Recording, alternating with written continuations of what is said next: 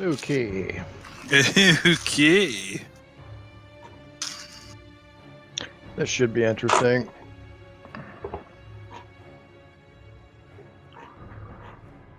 Alright. Let's take it back over here.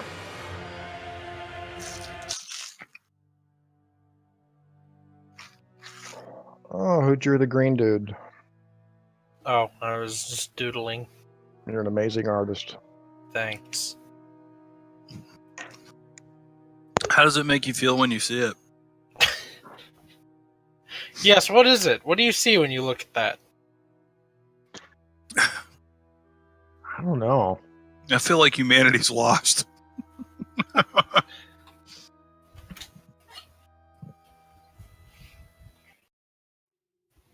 Uh-oh. Lee, we lost you.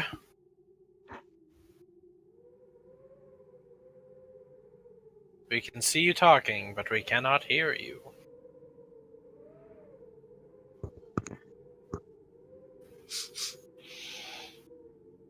How's my voice coming through, okay? A-okay. Sounds perfect. Just like All you. right.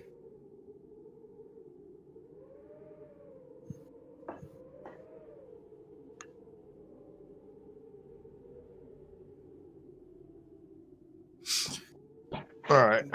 Goddamn wizards and their fucking ultimatums. I know. Just had to get that off my chest.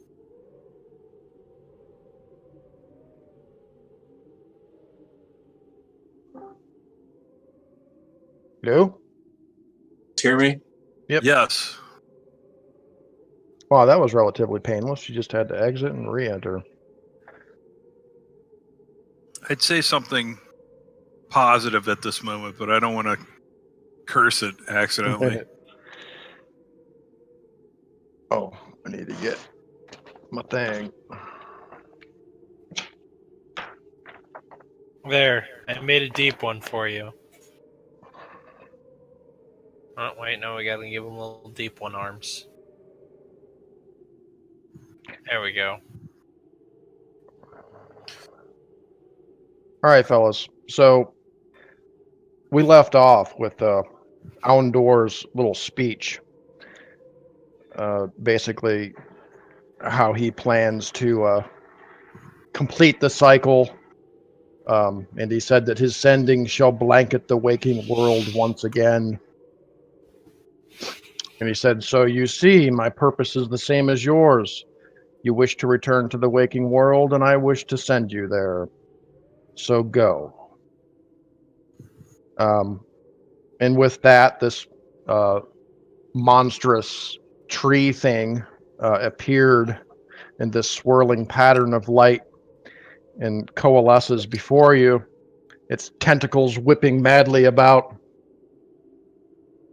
and its lips smacking in anticipation as it moves off to your right. Now, before you stands a replica of the pyramid at Bendal Dolum. And as you can see, it's slightly different than the one you encountered in the jungles, in that the face, or the gate per se, is at the top of the stairs, in sort of a domed-looking structure at the top of the pyramid. Right, and there was a spattering of gold coin at the foot of the pyramid, right? Yes. In fact, it is seems to be a small pile of these golden medallions, perfect replicas of the one that you possessed at one time. Probably about a dozen of them, sitting at the foot of the stairs in front of you. So we're right up there where Hondor was. Yes, roughly. All right. Maybe set back a little bit from that. And where's the writhing tentacle beastie that's whipping about? Yeah, it's off to your right, about 50 or 60 feet away. Holy shit. And it's kind of slowly approaching you. Its tentacles are whipping about madly. And first, before the action starts here, I wanted to share some insanity stuff with you, because I reviewed some of the rolls, and I believe that Jacob, Dr. Franklin, and Edgar are going to be having some bouts of madness at about this point. Madness. Yes. For Jacob, luckily, nothing really manifests at this very moment. So you have your faculties at this point. Dr. Franklin begins laughing hysterically. And Edgar, you begin to succumb to madness somewhat. It's a little too much for you, what has just happened. And the madness takes the form of what you might call psychosomatic deafness. The sound of the wind that you heard and the laughing all around you and the sucking sounds coming from this creature all become very dim, and eventually just within seconds you hear nothing. It's almost like you remember that Dark Corners of the Earth video game, when you started losing sanity and everything just got real muffled sounding. Right. But right now, that's really the only effect that it has on you. Time seems to slow down a little bit for Edgar, and he hears just kind of muffled sounds of what's going on around you. Franklin seems to be affected the worst in that he just begins kind of pointing at this tree-like monster and just laughing hysterically.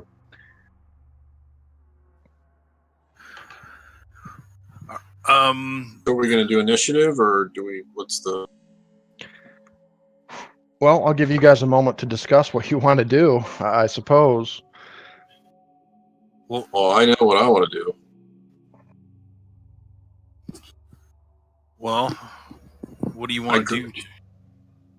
I grab Franklin by his collar or whatever, drag him towards the medallions, and snap two of them up and start walking up the stairs, man. All right, Okay. that sounds like a good plan. I'll Yusufus will. I'll move this way, and I'm looking to make sure everybody else is coming with us. Okay. So I'm like motioning with my hand, like, "Come on, boys, time to get some keys. Let's go up the stairs." Yeah, Devlin's with you, man. He's right by your side. And is Edward with us? Edgar seems a little dumbfounded. His eyes are very wide.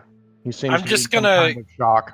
I'm just kind of like, I'm gonna not really at a run, or I'm just kind of stumble towards the stairway, just kind of muttering to myself, probably something along the lines of like, "God can't hear us here. God can't hear us here." Just kind of walking towards the staircase, grab one of the medallions. My eyes just set at the face, just like staring up at the face the whole time as I just kind of slowly trudge towards it, only stopping to grab a medallion. Okay. Yes, there's a heap of a dozen of these golden medallions just strewn about on the ground before you. All right. Well, I'll grab one myself, and I also take Edgar's hand. Come on, boy! Like, try to speed him up a little. If I notice he's lagging behind, we got to get up extra these stairs. medallions. Yeah. I try to grab two if I can. Okay. I also, Devlin, get yourself some of these medallions, boy. Yeah, Devlin picks up a few of them. He's you can see his hand shaking as he does it. All right, so we make our way up the stairs. How close is the beastie? The stairs, man. It's approaching slowly. So you all reach the top of the stairs, and the face is exactly like the one that you witnessed in the Honduras. Beastie away? Say again? Or is the beastie away? Is it at the base? Yes, it's coming up towards the base of the stairs. I mean, it seems pretty obvious to you guys, like if it wanted to rush and attack you, it probably would. It seems to be shepherding us? Standing back, maybe. But it doesn't seem to be, it looks aggressive. The ooze is coming out of its mouths and its lips are smacking and its tentacles are whipping around wildly.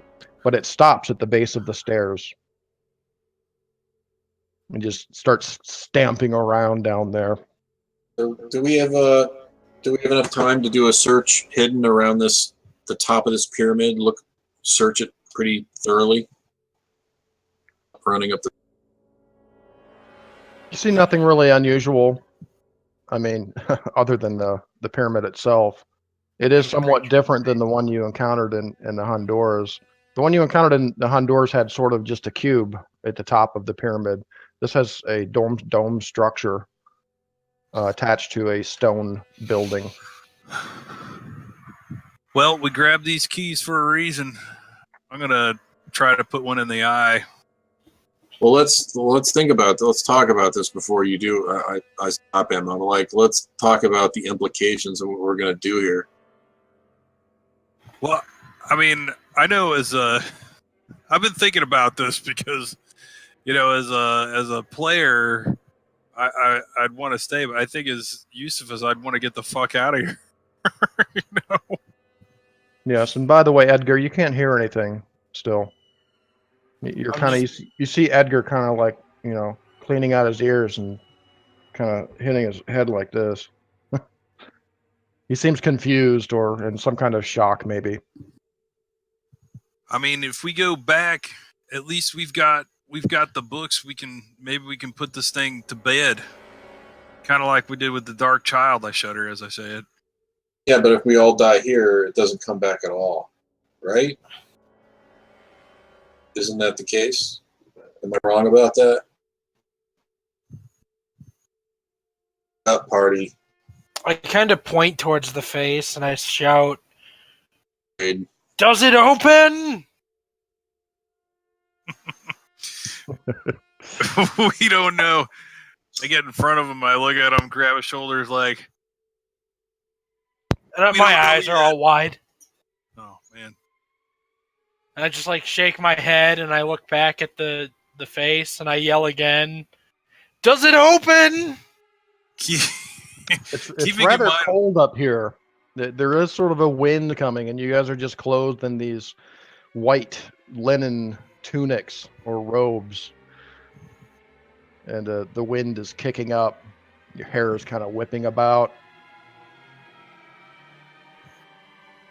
We don't have any of the possessions we had previously on us, right? Except for our personal possessions. Is that correct? You do have whatever you carried out of the slime room. Oh, that's right. We have this. Oh, that's right. I have the flare gun. Jacob has a flare gun with some flares. I mean, ammunition for Edgar's got a blanket wrapped around him. Do I recognize? I think you covered this last time. This is a thing that I'm relatively certain that Yusufus knows he shot at the farmhouse. Well, the only clue really was the roar that it made when it first appeared. Okay. It sounds like a great lion's roar, and it was very, very similar to what you heard out in the woods at Folly Farm when you were there. All right, so I'll turn to Joseph. The color of its skin seems to be the same too with the appendages or tentacles that you saw at the farmhouse. Yes. All right, I'll turn to Joseph. Look, I unloaded 2 full magazines of 45 auto on one of them things in a forest in England. It ran away. We're talking a flare gun on this thing. That's not going to do anything to it. Tell Mom I say hi. She's right behind you. The tree monster takes 3 steps up onto the stairs. Ah! As Edgar sees this happen, I look back at Yusufus, who's got me It was like holding my shoulders, like trying to talk to me. I look back to the face and I say, "Does it open, Eusephus?" All right, Jacob, I think we need to try these keys, boy. I'm just telling you, we should all die here. I hate to say it, but we should really sacrifice ourselves. I really want to bring this shit back to. Says Jacob. Oh. Well, I want to say stuff, but I'm deaf and I can't hear and I don't know what's going on. Yeah. I would say, Joseph, we were able to put some other things to bed. We don't have to die in this dream realm. Devlin says, we need to get the hell out of here. I look at the medallion. At this thing. I look at the medallion in my hand and I look at everyone and I say, "Why aren't you talking?" And I go over to the face and I hold up the medallion to the face. As soon as you clasp the medallion and hold it up to the face, rays of ruby light shoot out from the eyes of the carven head.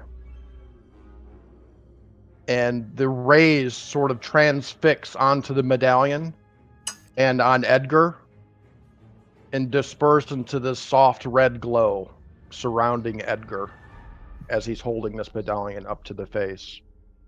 And Edgar, you are paralyzed. You can't move. Oh, screw this guy. And the carven head begins to shimmer with energy. And you hear the hissing voice that can probably be heard for miles. It says, "My thanks. Please retain the medallions as tokens of my esteem." And suddenly, almost without transition, you find yourselves back at the real Bendal Dolum in the jungle of the Honduran jungle.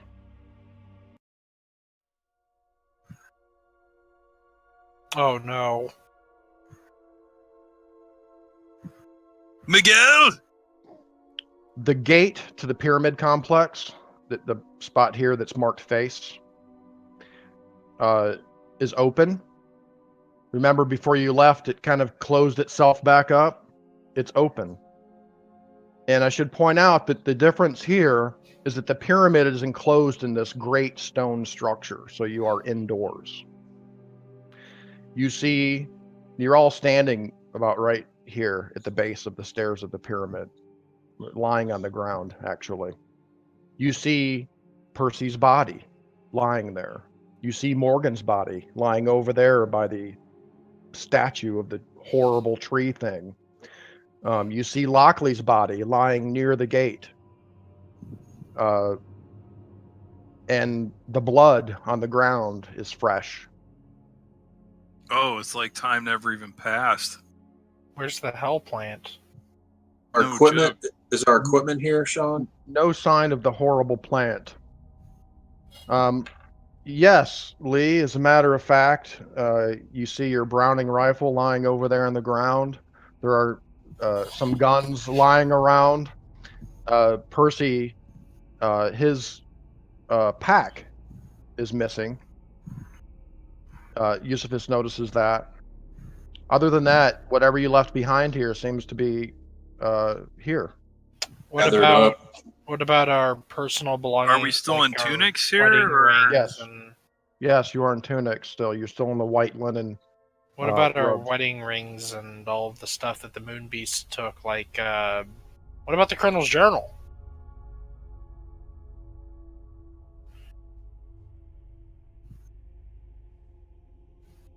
Oh, he's talking in there, but we can't hear him. Or maybe I can't hear you guys. I can't hear him either. I'll go tell him what's up. Excuse me.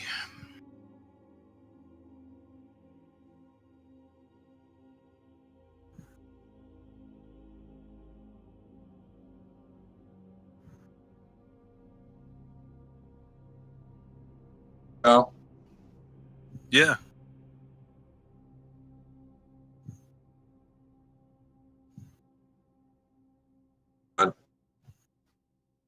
Is that you, Lee? All right, I'm back. Okay, I can hear you now, Sean. Let me restart my browser here.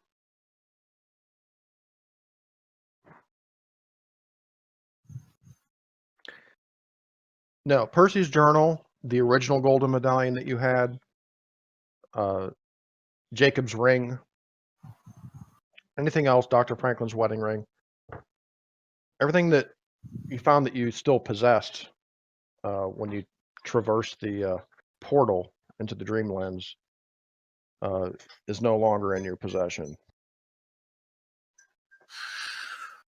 Well, only the bodies, blood, and guns, and whatever else was left behind in this scene of death remains. Edgar, you're lying prone with the medallion clenched in your fist near the gate.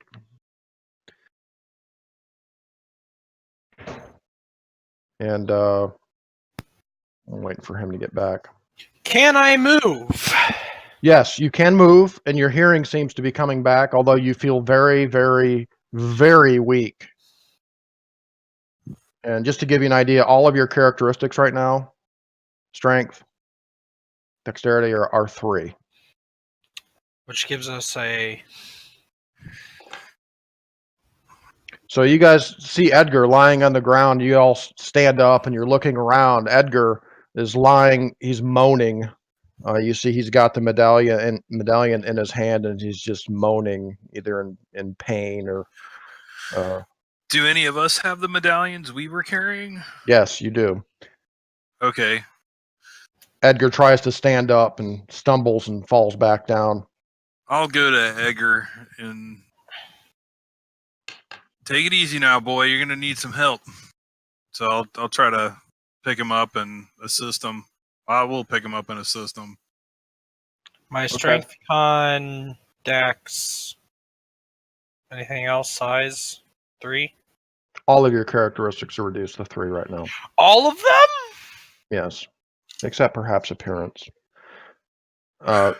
So, Eustace, you walk over and kind of stoop over Edgar to try to help him up. Jacob, you're looking around. You begin to move over, probably to fetch your rifle. Suddenly, the whole complex shudders, and you see these massive tentacles shoot up from the main pyramid above you.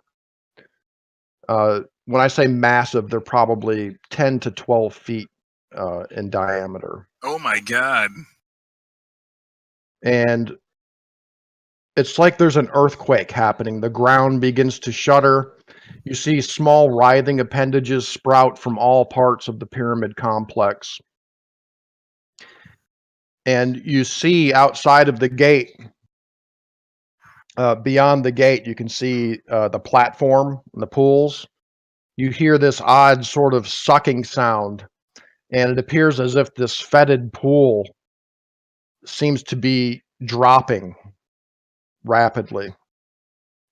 And as this myriad of tentacles reach out from the pyramid, the gate leading out to the platform begins to glow with a feral light. Where's the elder sign placed?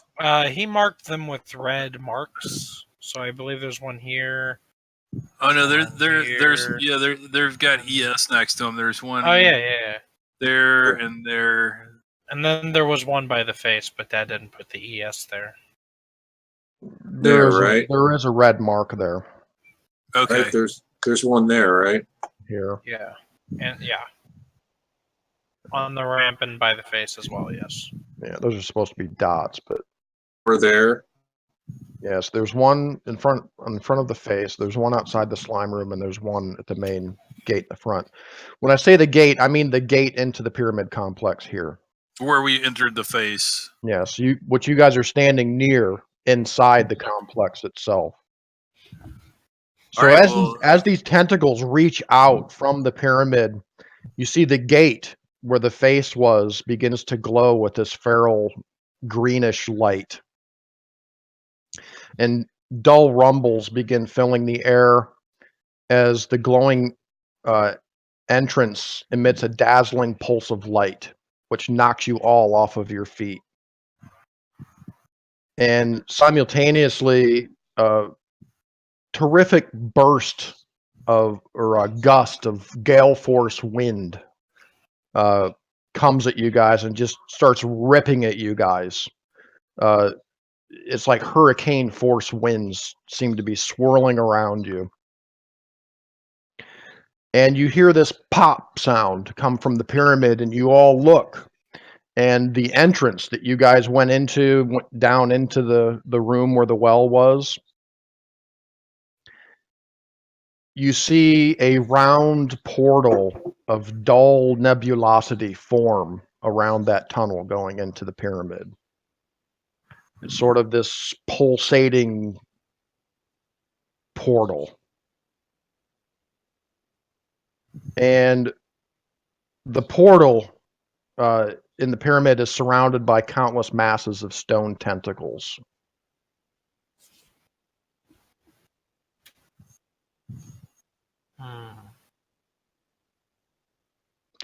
As you watch, you see these spectral balls of light begin flitting out of this portal in the pyramid and flying about where you guys are. At that moment, you notice a different light appear outside towards the platform, and it's a bluish glow coming from the floor of the platform outside of the gate. And you all see very clearly this elder sign pulsing with this blue light out there. And it's getting brighter and brighter and brighter. And it seems within seconds to overtake this greenish light that's pulsing from the gate itself. And soon the entire area around you is pulsing with this blue light that's emitting from this elder sign. Awesome. Or not. You hear this gut-wrenching shriek come from all around you. Wizard. And it sounds like a frustrated howl of despair. Oh, this elder that just reverberates and shakes. This wind is still whipping and blowing around you. It sounds like a scream of terror or frustration or pain. And suddenly everything stops. And awesome. The light dissipates. Oh my God. The Colonel put the elder sign in the right spot. Mercy from the grave. Exactly. And by the way, my shirt's blue and there's the elder sign. Woohoo! Product placement. He did it. Was a well-placed product. He did it. Oh my God. The Colonel saved us all from the grave. Yes, you no longer see the nebulous portal around the entrance into the pyramid. The glowing orbs of light have gone and disappeared, and all is quiet. Save the world, man. Yes. Yeah. Did. Also, fuck you, home door. Exactly. We laugh. We laugh a hearty chuckle, man. Yeah, especially Dr. Franklin. Yeah, how is he doing? Oh, he's very happy. He's like, "Did you see that? It was like Christmas time," he says. I ask. So lovely. Joseph, you still got some of that shitty rum that you brought with you? Laying around, I don't know, man. Was it? Do I still have my pack? Was my backpack laying there, Sean? Jacob, you look down at your left hand, and indeed, you're holding that bottle of rum in your left hand. Oh, I think we all need a shot of that. There it is, boy. I pass it around. Okay. Did you say that my intelligence is also 3? Yes. Okay. Here, Yeah, Edgar. Yeah, Once Edgar, you come out of this, you'll you're a appreciate mess. this. I helped feed Edgar a shot of rum. There we go. Thank you. Edgar, you're just in this state of just shock, really. You're just you can't think right. Your thoughts are just jumbled in your head. You can't remember exactly what happened.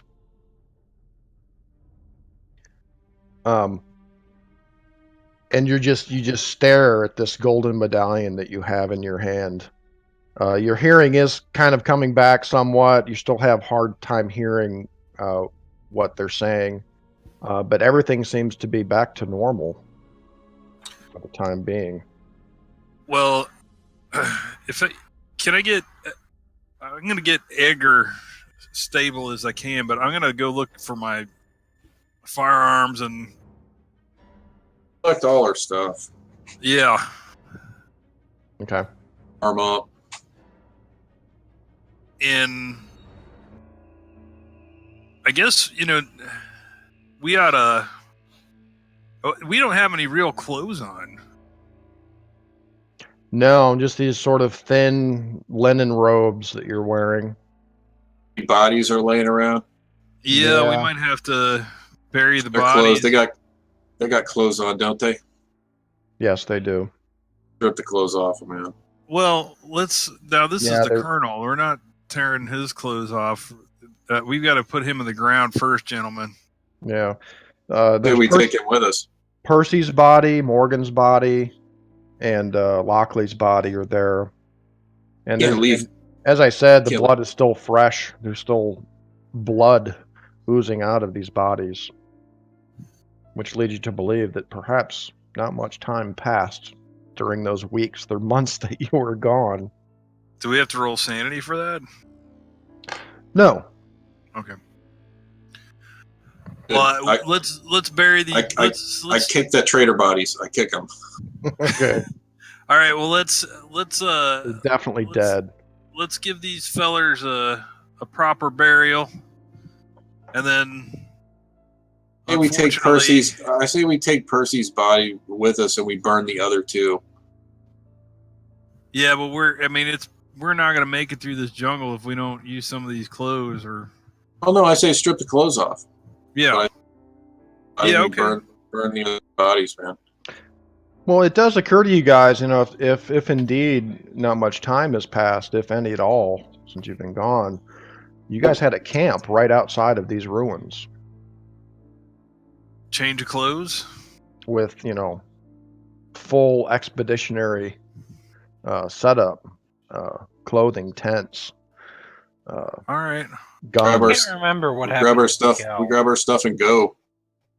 Miguel ran screaming out onto the platform when the gunfight started. All right. Well, we'll gather our belongings, grab the bodies, and make our way down the platform and to the ramp and out the gate.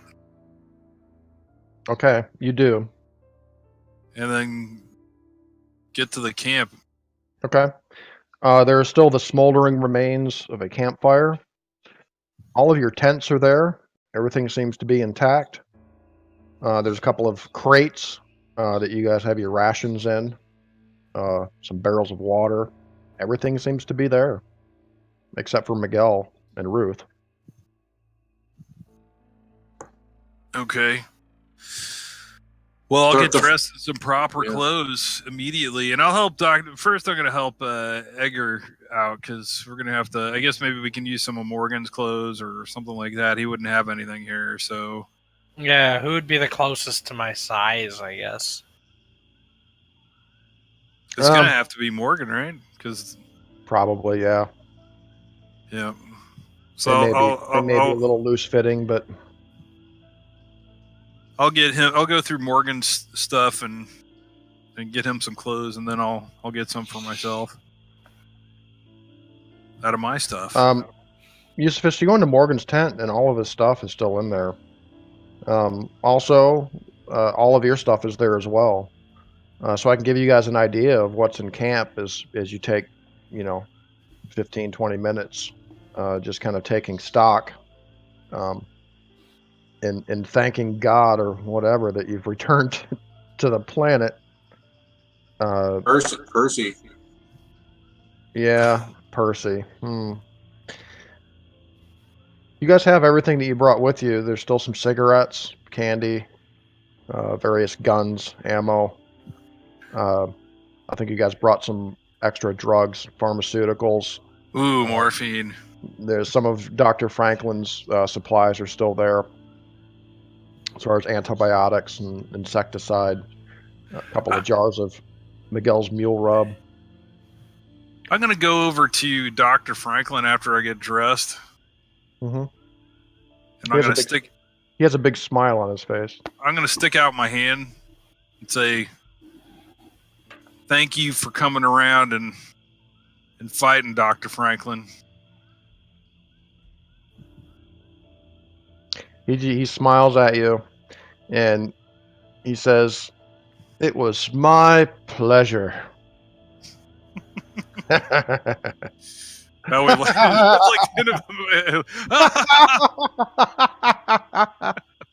yeah, he's nuts. I keep an eye on him.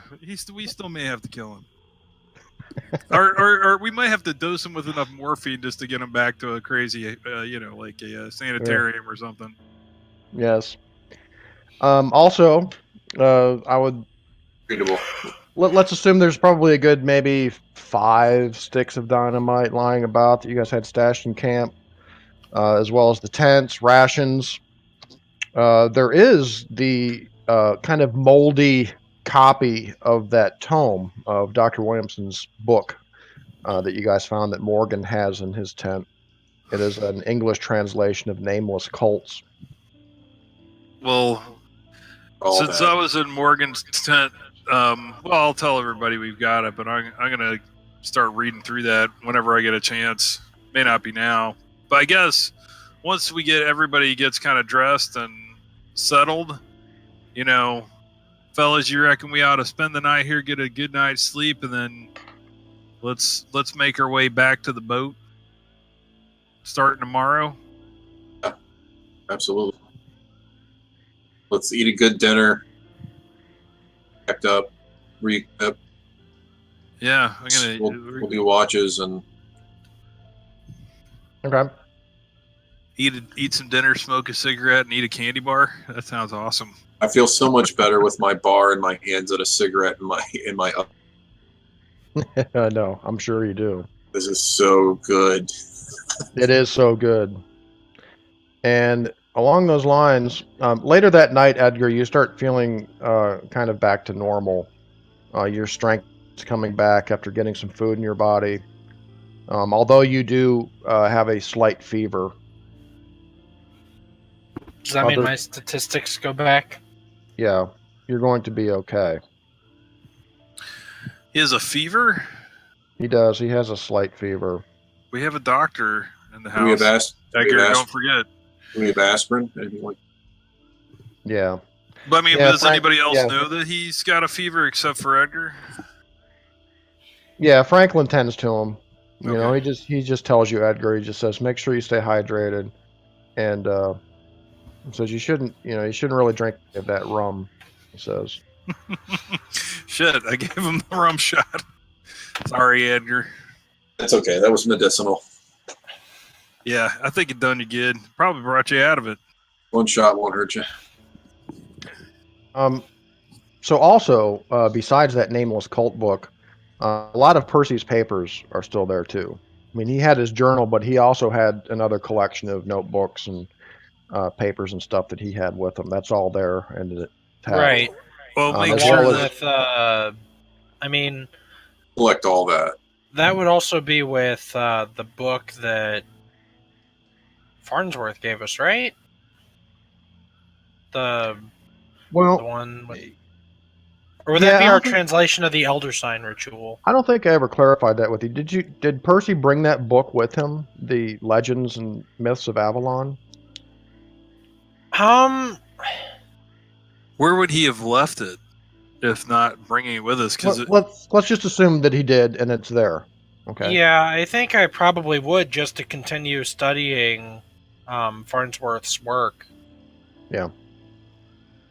And trying to find the deeper meaning behind all of this stuff. Yes. So Now, the Legends and Myths of Avalon book is there, as well as various artifacts that you guys have collected on your expedition too. There are some artifacts that you guys found along the way. The notes of Percy. Tagged and The notes of cataloged. Percy. Did the notes of Percy include the ritual for the Yes. Elder Sign? Okay. Yes, they do. The other translations of those tablets. Yes. Okay. So is needless to say, man, we pack all that stuff up very carefully. Yeah, is Eusephus still feeling, because there was a time there in the tunnels where he wanted the key and he wanted all of Percy's stuff, like mine was kind of the order du jour. I guess he's not feeling that way anymore? No, that was kind of a passing thing. Okay. It was just a bit of a mania that Eusephus was dealing with at the time. But enough time has passed for that to go away. But during the night, I can tell you guys, both, Jacob, Edgar, and Dr. Franklin all are going to have some symptoms of insanity for some time here. And I'll just come out and tell you what it is. And I'm going to allow you guys to pretty much role play them any way you see fit. Sounds good to me. Edgar, during the night, say you're in your tent resting, okay, and you come out to relieve yourself in the middle of the night, and you walk to the edge of camp, and you pull down your zipper and whip it out, and you're looking out into the forest, and you begin sort of getting these delusions, like this image of this tree monster thing that you saw come back to you, almost like flashbacks, and you're mesmerized for a few moments by these images in your head, and you begin having this chill runs up your spine, and you realize that any one of these larger trees out here could be a monster. Edgar's going to be dealing with hylophobia, which is a fear of trees, for the foreseeable. Oh man, for the you were in the foreseeable wrong future. place. Shit. Ah! Yeah. HY. Blindfold may be required. Yeah. HYLO. Okay. Phobia. Jacob, and this may manifest itself a little bit later. It may manifest itself a bit that night. Jacob, you also find yourself reflecting upon what happened, and especially the moment that the black ship pulled into the wharf of the city of these moonbeasts, and all this incredible, fantastic, horrifying shit that you witnessed at that time. And since that happened and everything that transpired after that, you've sort of blocked that out of your mind. But those images begin coming back to you that night. And you find yourself in the middle of the night at some point digging through the expedition's equipment looking for alcohol of any kind. And you actually find some. You find a small bottle of bourbon and you suck it dry. Yeah. Jacob's going to be suffering from dipsomania, which is an abnormal craving for alcohol. At least until he can deal with this mania in some way or get some help. You're going to have a penchant for drink for a while. There's help back in Boston, but for right now, I'm drunky Jacobson. Yeah. The alcohol helps immensely. You feel if you don't have the alcohol, those images of those fucking toad things in and the animals, the beasts of burden and shit that they were using, they haunt you. They haunt your dreams. They haunt your, you know, in the morning when you wake up, that's the first thing you think of. So what do? You got to have a drink. Right. And when you start drinking, it helps. You know, it just helps you push that back. Dr. Franklin's going to be Totally dealing. understand that. Yeah. Dr. Franklin's going to be dealing with what's called aminomania, which is irrational cheerfulness. I guess his mental defense and he took a lot more sanity points, I think, than anybody else did in the party. And he's indefinitely insane at this point. His way of dealing with things is just to try to ignore those memories and those images in his mind, and just try to be just happy and like overly happy, you know. And you notice this within him over the next day or two, that he's just always got a smile on his face and cracking jokes here and there. And if anything bad happens, he's always like, "Oh, don't worry about it. Could be worse." We've seen worse. Exactly. Goddamn right about that. Yeah, and he tends to have these fits of laughter where he starts belly laughing, you know, and he can't stop. And he laughs at the stupidest shit. I have a leech stuck to my face. Ah!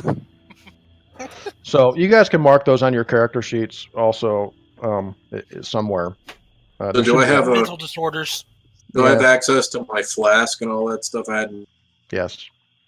Yeah, you do. And the expedition did have a pretty decent supply of alcohol. There's a good supply. There's some rum, some bourbon. I fill my flask. Yeah. There should be enough to last you for several days at least. Last but not least, in the morning when you guys wake up, Yusufus, you know, you pull out the binos and you're kind of looking out at Bendal Dolum, and you see that everything looks pretty peaceful, you know, but you notice that the water, the stagnant lake that Bendal Dolum sat upon, is gone. And lying below Bendal Dolum, it looks like there's just a bottomless chasm below it now. All the water seems to have drained out, and there's just this sheer drop-off underneath the ruins. And you see these immense pillars going down into the darkness that are holding up these platforms and these buildings that the city is built upon. Whoa. Wow. So this is technically the Well of Life. I mean, I'm conjecturing, of course, but I guess this whole thing here would be the Well of Life, and the city was just built on these pillars. What do we still have the camera equipment? Yes. I'm like, Devlin, let's get a shot of this. Yeah, he's like, that's a good idea. Ain't nobody gonna believe this. We gotta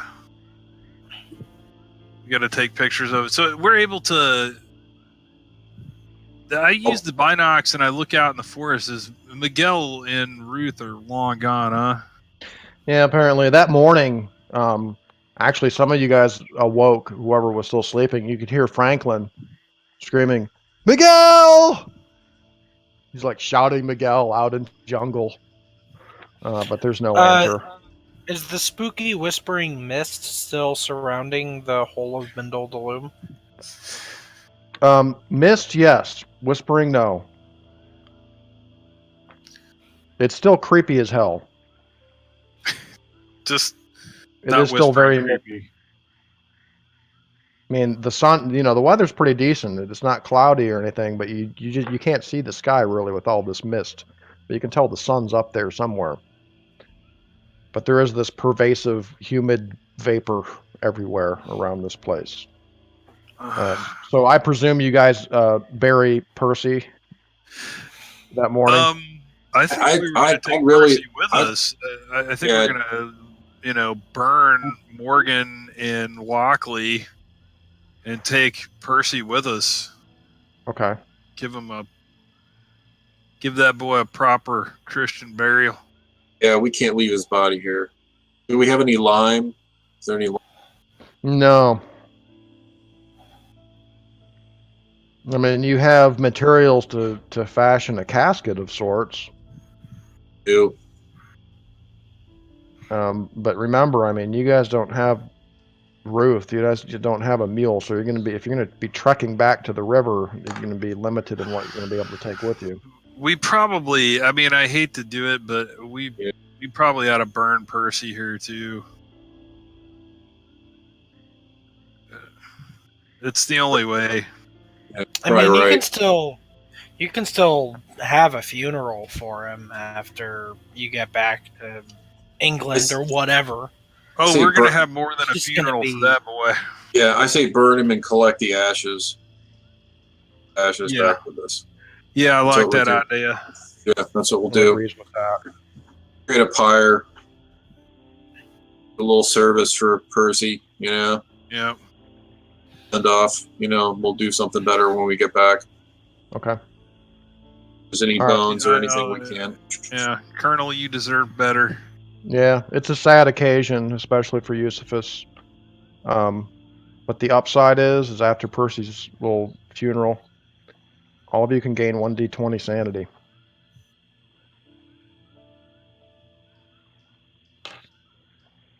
For successfully blocking the gate and living through that fucking nightmare. So, Eusephus, Kyle, roll a d20. Oh, check it out. All right. You gain 18 sanity points. That's awesome. Nice roll. Edgar gains 12.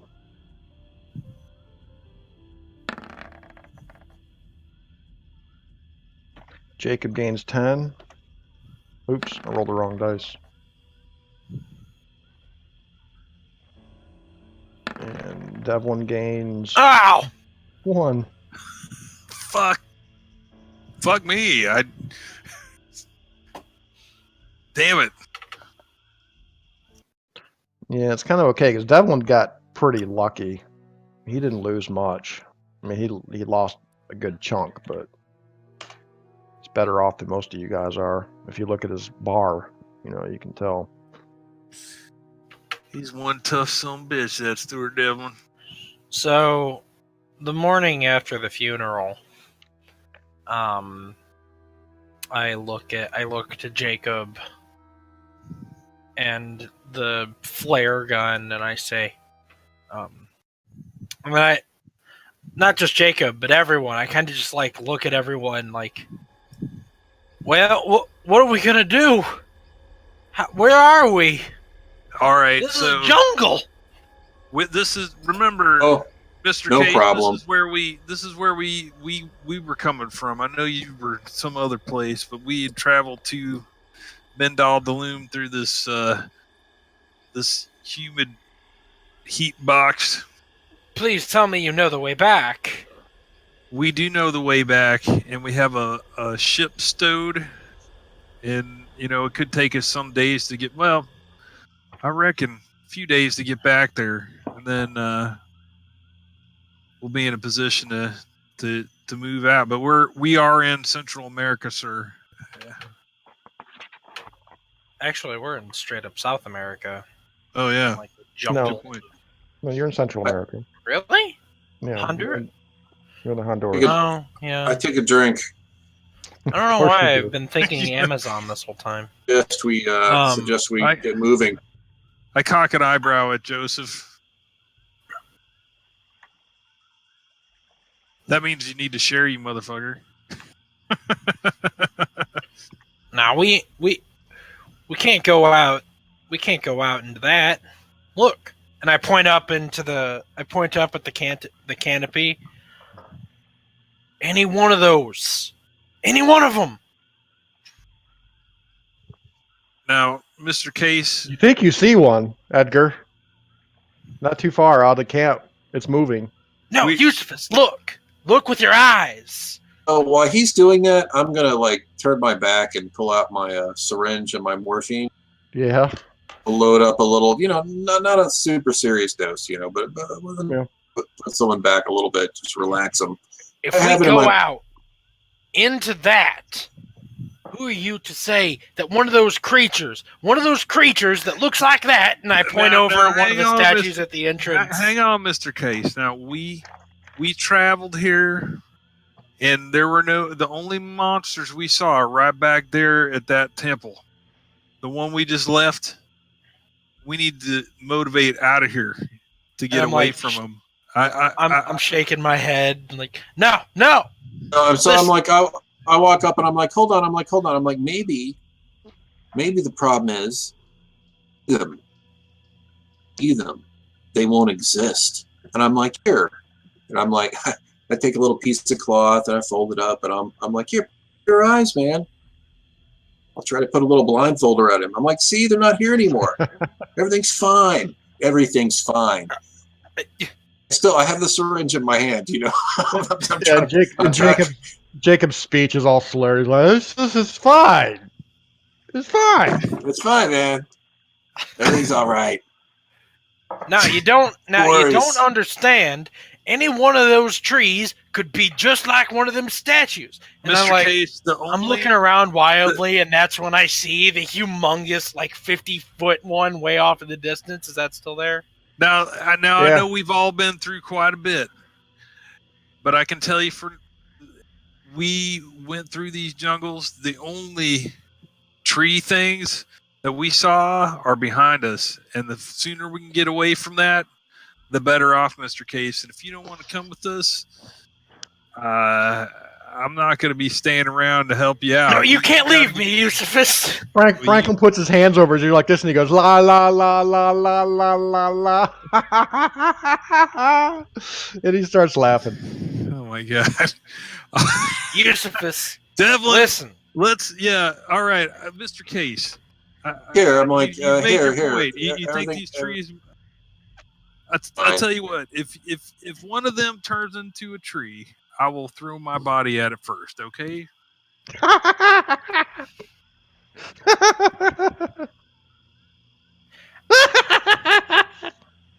Eusephus. In my head, I'm just like, I mean, I feel sorry for all these guys because. Laughing boy, a cigarette. Yeah. I'm like, here, smoke this. Oh, thank you. Welcome. It's broken. Do one we that's know? not. He smokes Do you it know? Do you know? I know for You gotta sure. know. I know, Mr. Case. How are we gonna get out of here? How far away? How many days? How many days was it, Sean? I don't recall. The trip here, Yeah. the jungle, it was about.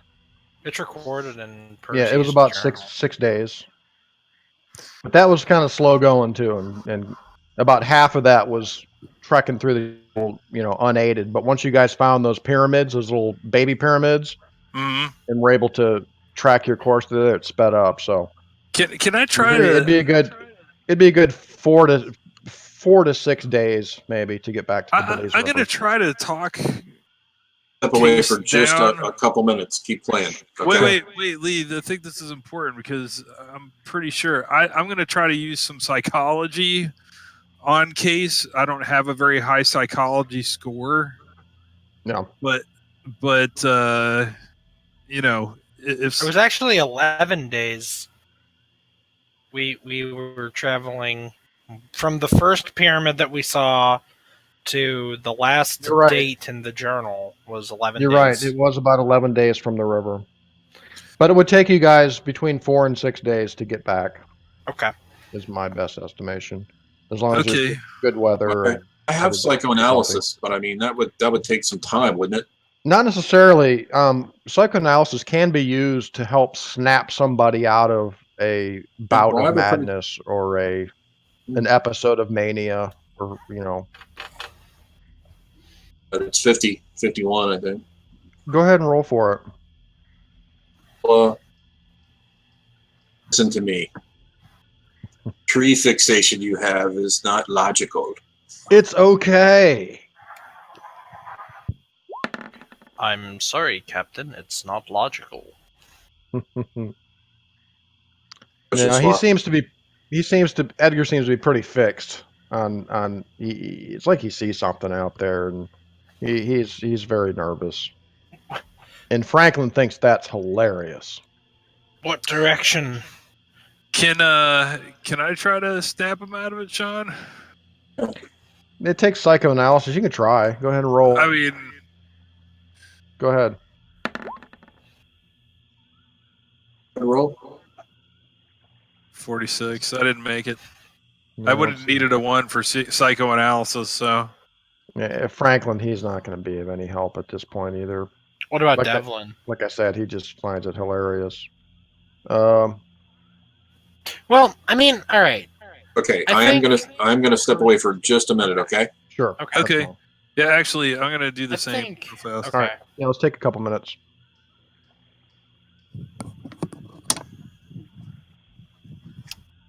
I hope I'm not overplaying my phobia. I don't know if it's supposed to be like just a hindrance or like a legitimate problem. It's a legitimate problem, but it should be kind of intermittent as well. It's not a constant thing. Right, yeah. You know. But I just think that it's appropriate in lieu of what we just witnessed and what we saw, and all of these statues looking like fake trees that are actually tentacle monsters that I've physically seen. But also look at it this way, Alex. Edgar does have an understanding that these feelings he's having is a result of what he's been through. He realizes that this is not, who he is. But it's almost an uncontrollable fear that pervades your mind. It's uncontrollable. It's really a sickness. And on some level you would realize this. So you can actually I'm going to start using a rule from 7th edition where you can make a reality check to kind of try to snap yourself out of a manic episode. Or I mean, you don't have to. I can role play it. I just want to know. No, I'm not saying we're going to do that now, but it may come to a point where if something does happen, and I may force something upon you having to do with your phobia. Okay, right. And in that instance, I'm going to allow you to make a reality check, which is basically a sanity check. Right. And if you make it, you can just kind of continue as normal or whatever. But if you fail it, you lose a sanity point, and I will sort of take temporary control of the situation. Right. Okay. Well. But it should be kind of intermittent, Okay. You kind of get into this phobia mode, but you can snap out of it. Right. Or at the very least have some level of control. So. Yes. Right. Once we get back to civilization, as to the best doctors, don't worry. I'll be able to get everybody help, including myself. Yeah. You slur. Yeah. If I take another hit. Gonna get good help. I know good help. Off the flask. Yes. Doctors. Dude, that was awesome, Alex. Doctors. It sounded like Harry Carey. That was totally Harry Carey, and that too. Hey, I'm gonna find you some doctors. Totally Harry Carey. Alex does a really good Harry Carey, don't you, Alex? Well, I learned it from Will Ferrell, so I do a really good Will Ferrell doing Harry Carey. Yeah, he does a really good Harry Carey. Will Ferrell's Harry Carey is pretty good, and they just clinched the NL, so pretty appropriate. Why is the moon made of blue cheese? Just answer the question. What if the moon were made of ribs? Be right back. It's very simple. All right. So exactly. Edgar's gonna shake his head and he's gonna look Eusebius in the eye, Now listen. If you can promise me... No. If you can tell me that there are no creatures out there. None of you saw none of them creatures out there in the woods. None of you. And I, look to each of you. Mr. Case, I swear to you, there are no critters out there. Yeah, there are no critters. We saw on the way. Not like that. We want to relax a little bit. I've got some of this more. We only saw those back at the temple, sir. The sooner we get away from that heap of madness back there, the better. Well, and we never did see. Never did see. I swear to you, I give my word to you. Yeah, we want to get away from the temple, exactly. I trust you, and I believe you. But I'll go. But I swear to God, you keep me away from those things. None of us want to be near them, neither.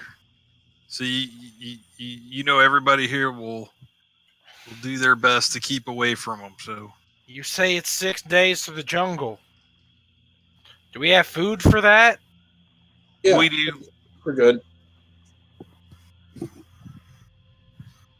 Okay, so we have food for 6 days. Do we have a mode of carrying it? I mean, it sounds like X. Yeah. The quicker we eat it, the less we have to carry. We'll just put everything on Franklin. He won't mind. He'll be happy about it. Franklin, will you take this other bag? He says, that sounds like a hoot. And he starts howling. Dad, I lost your video feed. Oh. I also lost Lee's at some point. Yeah, you know? Yeah, sometimes it's just your video feed. Like, sometimes you need to hit that reconnect button. And... Well, Lee's purposely got his turned off. Sometimes, yes, that's correct. Okay. Yeah, okay. Because Lee believes, like an ancient culture, that if we see his image, we'll be stealing his soul. Ah, I see. Understandable. He disclosed that to me earlier. I missed my psychoanalysis role, so you know. Yeah, he's a superstitious motherfucker. Yeah, that's true. All right. We will travel then onward into the jungles. Okay, rather heavily laden, I must say. Yeah, Franklin's got it. I just, to feel the yoke of the waking world, and it might be miserable, but Eusephus is good. He's smiling just a little, because he knows we've made it through something incredible. Yes, it's almost still hard to believe. Sometimes you still think you're dreaming and have to pinch yourself. Or maybe all of it really was just a dream.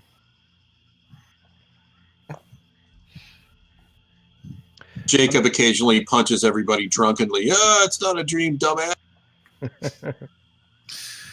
We all easily move out of your drunk swings. Yeah, Jacob gets all touchy-feely with his punches and shit. On the third day out, you guys are making progress. On the third day out, you begin leaving the more mountainous areas of the Honduras. You're proceeding away from the Guatemalan border, sort of into more of the lowlands, the swampy areas of the Honduras. And you come upon a disturbing sight. A rudimentary camp with what looks like somebody had a campfire here. And you can see some tracks. Looks like a single barefoot person. And not too far out of the camp, you find Miguel's body. And it looks like it's been partially eaten by a wild animal. Is Ruth still around? No sign of Ruth. God damn it, Miguel. Is he, what's the cause of death? Does he look like shot or strangled or killed or what's? His cause of death has been half eaten by a goddamn animal, man. Well, that could have happened after he was. That could have happened after Franklin he was laying says, around. "It looks like a jaguar got him." Oh, really? Yeah. Oh. Ah, that sucks, man. I liked Miguel. Yeah, I that's did unfortunate. too. Yeah, My he freaking was a smoking good buddy. kid. He was a Bury good kid. May he be immortalized in that advertisement. If I were to build a statue of him, it would look like this. Yeah. Exactly. Miguel's most common response. Exactly. All right, well, we're going to have to bury or burn this guy, too. Oh, we bury him. All right, so we'll bury Miguel. Right, Give him a shorter but What else is respectful ceremony. What else is in his campsite? Not much. Not much at all. It looks like he probably, when he left, he just ran out into the jungle and just headed in the general direction back towards where he knew that the boat was. And he only got, a few days out away from Bendal Dolum.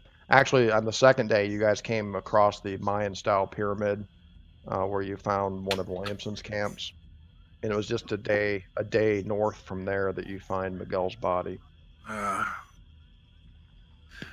All right, well... Do we still have that chest of... do we still have the contents of that chest? Like all that ammunition and stuff from the slime pit and the dream world? Yeah, we can assume you guys retrieved that. And the second set of that stuff. We now have... We should now have 2 flare guns. Because we still have the actual non-dream chest. That is true. I might suggest that we actually don't hold these medallions. Put them like in a box or something. Yeah, that might be best. I probably discarded mine pretty soon after, or wrapped it in something. We'll collect those up, man, and put them in a Yeah. Yeah, I'm assuming you guys have. I mean, if Devlin grabbed a few of them, Yusuf's grabbed a couple of them. Say eight of them. They are solid gold. Hopefully these I grabbed one and Franklin grabbed one too. I grabbed one as well, so that would be like 3. Do we still have oh sorry, go ahead, Alex. We have about 8, I think. Do we still have them rubies I was suspicious about? Oh, Dad, you got rid of my markings. That was to mark all of the Mayan-style pyramids that were marking our way. Yeah, not necessary. Rubies, yes. You possess the ruby that Lockley originally had. However, the ruby that you guys found in the Dreamlands, you don't. So you do have that one ruby, yes. Yusuf thinks back to the big ruby drinking container that the men of Ling had. Yeah. This weird bastard sure had a valuable item there. Well, it was a beautiful thing. I know Joseph is thinking about it because he's a goddamn drunk. That's Jacob. Well, Jacob, you know what I meant. Everybody give me a con times 5 check. Just roll a percentile. Okay. Times 5. It's a D100 check? Yes. Ew. No. Are you saying nay? No, I'm saying ew. Yeah. Yay. All right, who failed it? I did. I gotta check mine. I think it might be close. Oh, I actually made mine. Edgar failed. Really? I think so. It's con times 5, right? Yeah. That would be 75 for me. So Got a good old 45, which is a con times 5, but I rolled a 69, so. Jacob made it, right? Yep. On the 4th day out, Edgar and Franklin become ill. Oh. Franklin believes that it's probably some sort of, jungle sickness, possibly malaria. Jungle fever. Not quite the same, but yes. Do we have anything in the pharmaceutical kit, like sulfa drug or anything we can give them? Yeah. Yeah, sulfa drugs weren't really a thing. I think, Franklin's got some stuff that might handle it. Or at least keep it from getting Can you too help bad. us get our hands on it? Yeah. Edgar, take 3 hit points. Franklin's going to take 3. By the way, I've taken less from a knife wound. The easiest way to adjust your hit points is the green bubble on your token. Oh. Where are the tokens right now? Oh, they're there. Yeah. Franklin's down to 5 HP. What is that? 8. Oh, is that actually my HP right now? Are we healing though? Holy Any at cow. all? All Sean? right, yeah. Not yet. From 11 to 8. Uh-oh. Stop rolling like that, or I'll die. Let me look at something.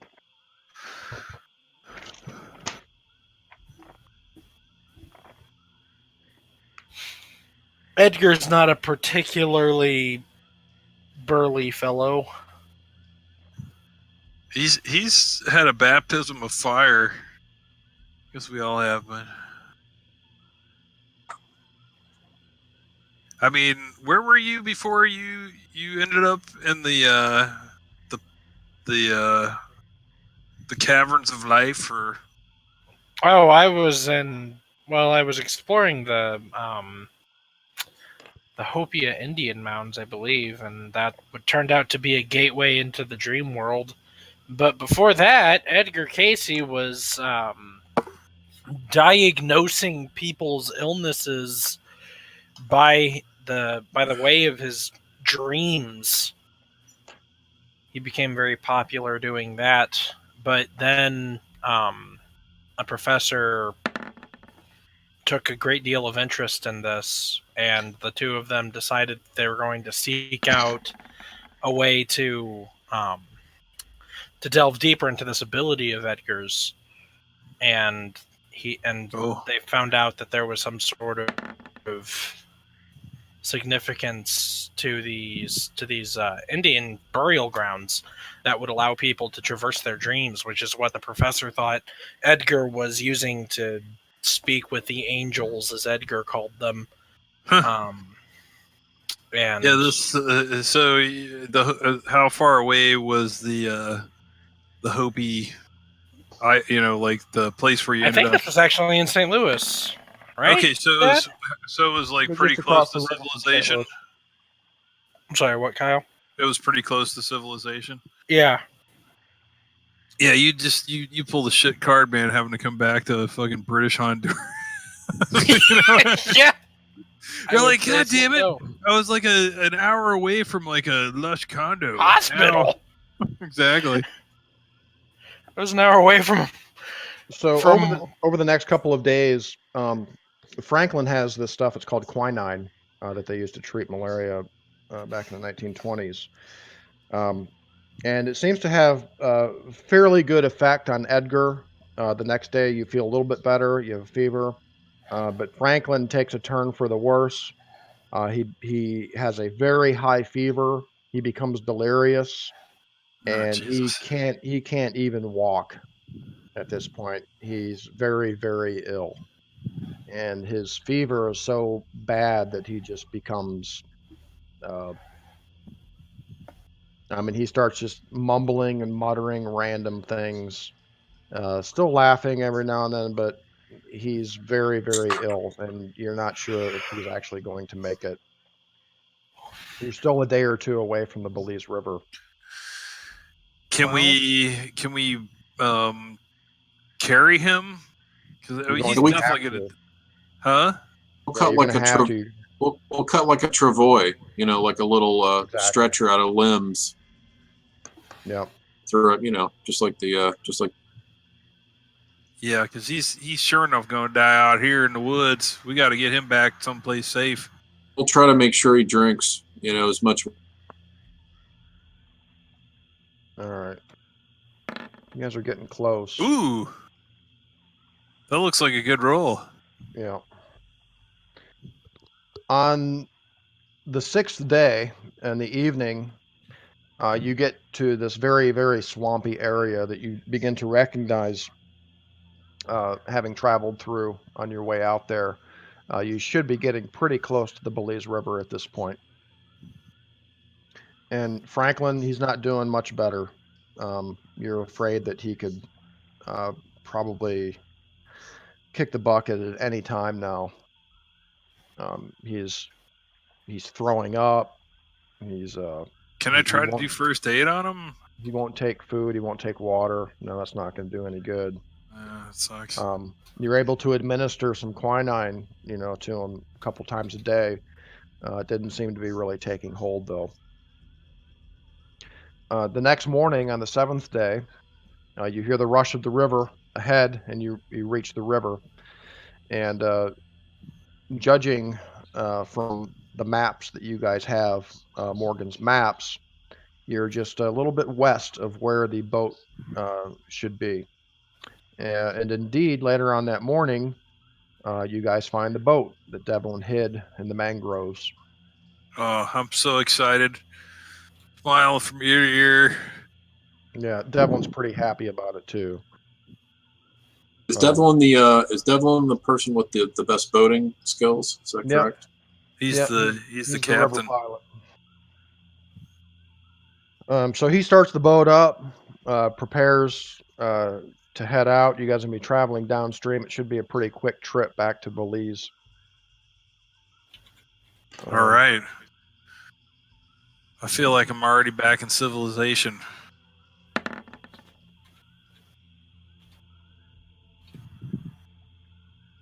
Okay. It's going to be another 2 days out, so he's got one more check to make. Wow. Franklin just might make it? Yeah, after 2 days on the river, Franklin hangs in there, barely alive, when you guys reach Belize, which is a British port city, in the Gulf of Mexico there. Civilization. Wow. We love you, British King. We love you, British. And you get Franklin to the hospital, okay, and they begin treating him for malaria. He should be okay. Let's see. Come on, Franklin. Okay.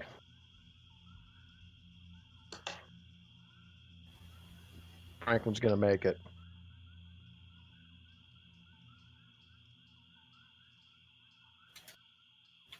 Did we lose everybody? Or what happened there?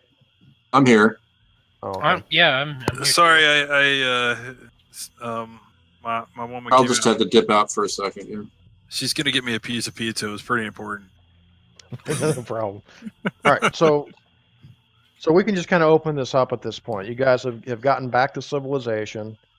Belize is a pretty large city. There are a lot of Hondurans that live here. Actually, more than 50% of the population are British. So it's a civilized port. So you guys tell me what you want to do. Franklin, he's going to have to probably be in the hospital for a week, maybe 2. to get over all of this crap. So, but he is going to make it live. Barely, but he's going to live. Well, I think if we're going to be in town here, Well, Jacob will get us, whatever the best hotel or the best rooming house is in this. He'll get some rooms for us. Okay. Jacob's going to do this? Afford it. There's actually a House. in the middle of in the middle of town. There's a series of government buildings, British government buildings, and that's where you guys take Franklin. They have a hospital there. They also have some housing that you're able to secure among the British government buildings. The houses in Belize are all built of wood. They have high roofs, wide verandas shaded by coconut palms. As I said, the principal buildings of the town are the courthouse in the center of town. There are a bunch of government Fort George lies in the northern part of town. There's a military barracks there and a naval station. There's the British Bank of Honduras hospital. There's a Roman Catholic convent in town and a Wesleyan church, which is the largest building in town. And the entire city of Belize is surrounded by mangrove swamps. So this time of year, actually, there's quite an outbreak of yellow fever, cholera, those other kind of things, and the hospital's pretty busy this time of year. But as some of you would know, at least those of you who may be well-traveled, like Devlin, that Belize, of course, is not as unhealthy as many other towns in this part of the world because it is pretty civilized. There is no rail or auto road connection between Belize and any other town, so basically all travel to and from Belize is by steamer. What was the name of that man that we met in the dream world? Andrew Trelane. Andrew Trelane. Yeah, 2 L's. Okay. Maybe we should try and find this guy, track him down, see what he knows, tell him what happened. Did he tell us what city he was in? He said that he was in London. he said London? that he was sleeping in London.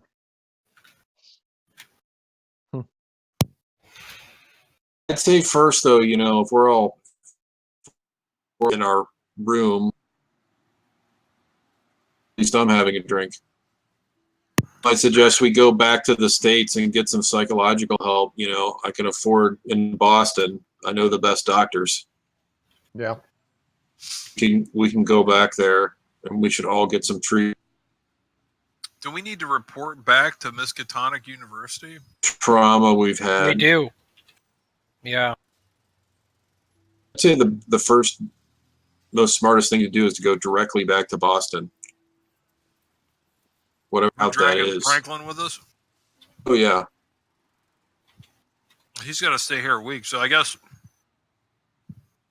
once Franklin gets back up and going, then we book our travel, or we could book our travel ahead of time and just leave as soon as he gets better.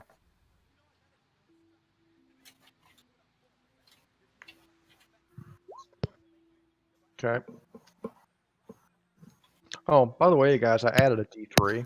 If you go into your collection menu at the top right, it's right next to the settings menu. There's a D3 macro in there now. You can check it so it's in bar.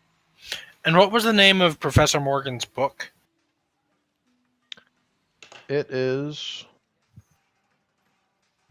Nameless Cults, Bridewell edition.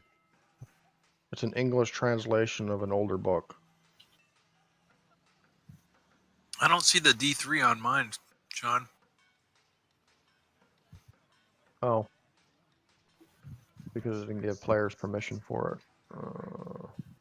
There. It should be there now.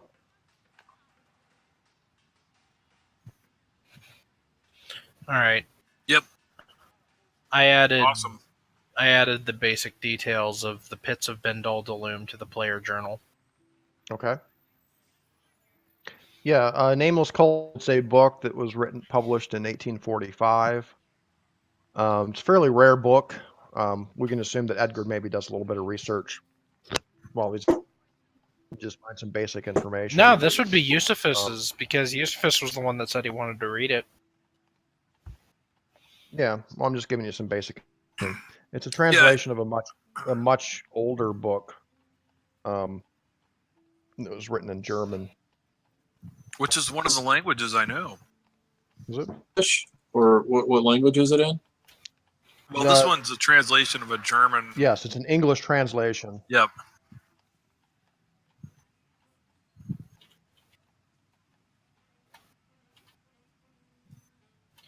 Perusing it, there seems to be some very interesting stuff in it.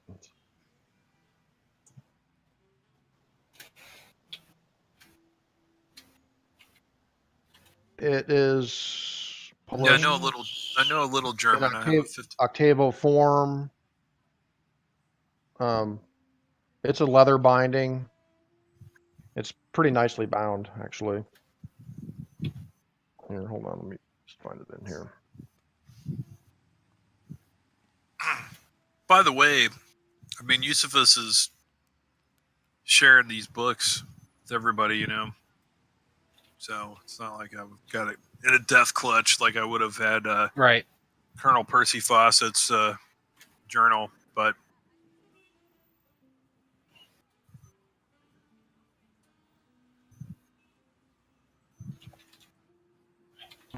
yes, it is an English translation of the original Unausprechlichen Kulten by Frederick Wilhelm von Junst, 1839. Bridewell. The original was long. And what was the year of this? Everybody give me an occult roll. We'll see if you can know offhand any information about this. What was the year that it was written in? The original was written in 1839. The English translation is from 1845. Let's see if you guys can make an occult check. All right. I got it. Nice. Let's take a look. Go ahead and check that. Boom. I will.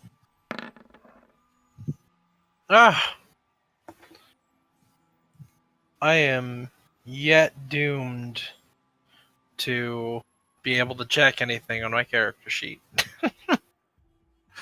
Unable to. Oh, wait, except for combat stuff. I do have stuff I can roll for combat later. Didn't you successfully grapple?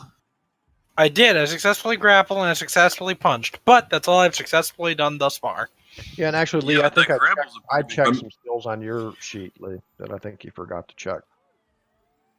Looks like you can check occult, though. You rolled a 3.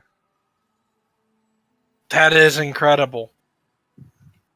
Because I think the base of that is 5. 5, yeah. Nicely done, dude. All right, so between the two of you,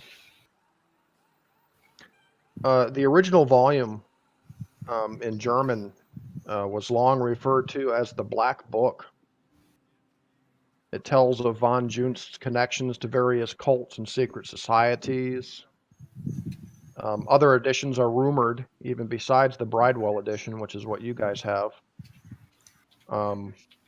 Very few, only a handful of copies of the original are rumored or are known to be in major libraries in Europe and America. Also, quite famously, the original edition boasts the horrific engravings of Gunther Haas.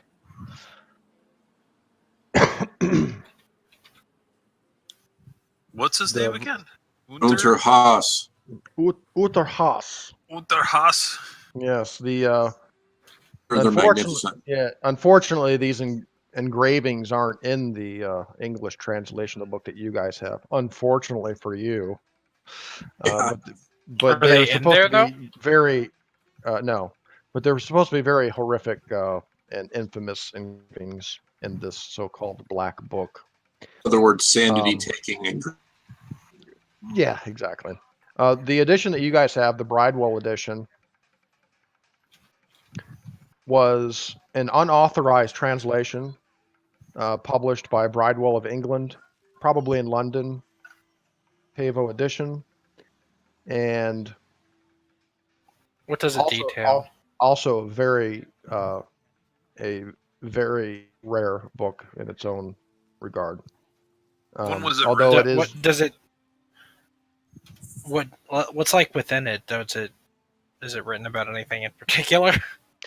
it seems to be a lot of descriptive texts of these various cults and secret societies that von Junst to or infiltrated, and there's some very strange writings in there. I mean, you see things mentioning about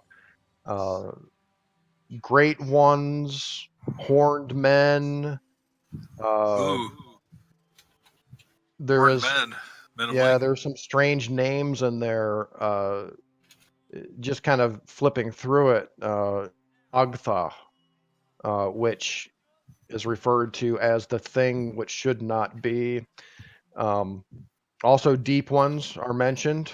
You also found some mentioning of these in the Legends and Myths of Avalon book. There's also some information in this book about them.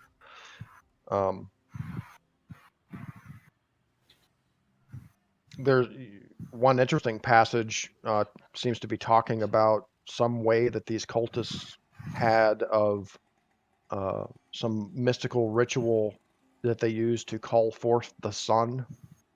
So, very strange stuff. A lot of it's very kind of confusing. Some of it seems to probably be badly translated as well. Eusebius, you would probably recognize this. Common mistranslations, from German to English. It looks like whoever wrote this and translated it, probably to a certain extent, didn't translate it very well in parts. Not that you have access to the original, but you can tell, some of the more common mistranslations you notice just looking through it. Can you know make what? the connection so it's like you would know exactly what the intended text was supposed to be, or? Well, let's see here.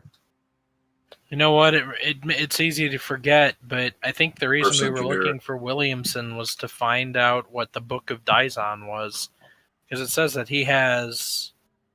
It says that Professor Farnsworth says that Williamson possesses the Book of Dizon.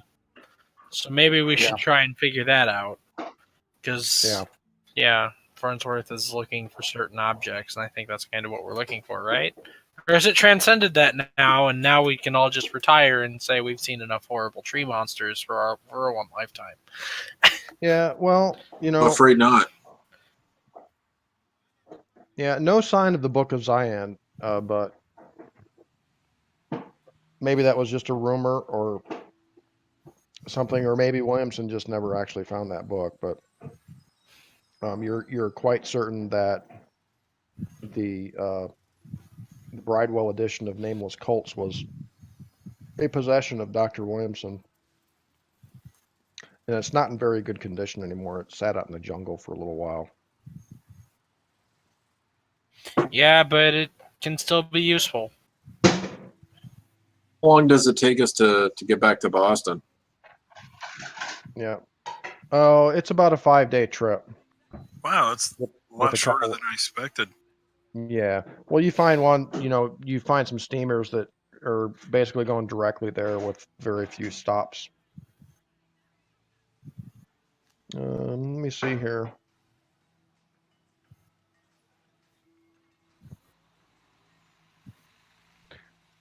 Let's see how much information you guys can garner from this text on the way and during the time that you guys are waiting for Franklin to get well in the hospital.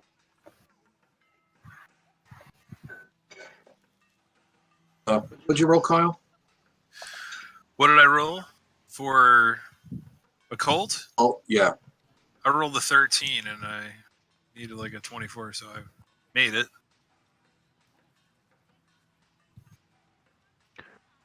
All right, Kyle, what is Eusebius's intelligence? Let's see here. Excellent question. 11.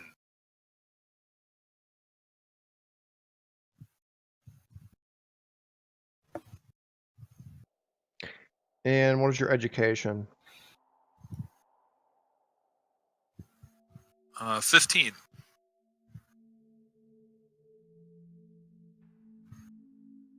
And what is your English skill at currently? 78.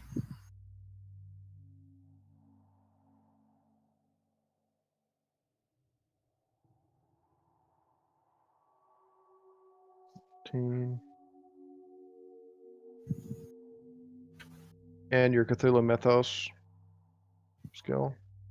Cthulhu Mythos is a 6. Okay. Oh, which reminds me, both Edgar and Jacob should get their Cthulhu Mythos skill increased to 5 for your first Mythos-related bout of insanity. I'm sorry, I didn't catch that. I kind of glitched out. Jacob and Edgar should have a Cthulhu Mythos rating of 5 now, so mark that on your sheet. Oh boy. Part of the reward for going crazy. And what is Yusuf's Does that occult? reduce our max occult skill? sanity? Yes. So now you both have a 94 max sanity. So my Cthulhu Mythos is 6. Were Your you asking? occult. My cult is 24. That's pretty good. And any library use? 25, basically the base. Okay. Which I have I an have not incredibly good library use. Oh, that's going to be very useful. And a very good occult. But sadly, only Okay. one language. I forgot to make Latin the language that I know. You're a charlatan, Mr. Case. No, you're not. I need to figure out how do you, is there a way to learn languages in this game? Sure. Yeah, absolutely. Get Okay. a Rosetta Stone. Yeah, This. We get to Boston, man. We'll medical connections, and we'll get us some of the best psychological care. You guys can stay in my house. There you Yeah. go. You have to stay in my house. I love you Yeah, guys. like I'm a little, I guess I'll try to chat Jacob up on all these things he's doing, because it's like I'm a little blown away by the amount of money and like the generosity and tell him about my family. Oh yeah, man, I'm loaded. Don't worry about it.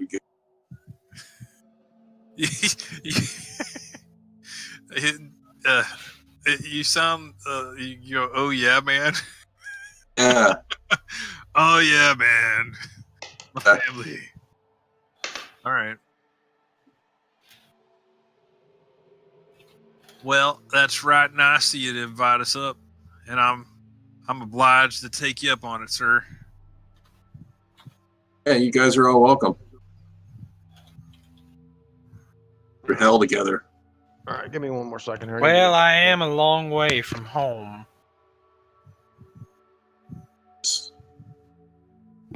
Yeah, I'll be right back to you guys.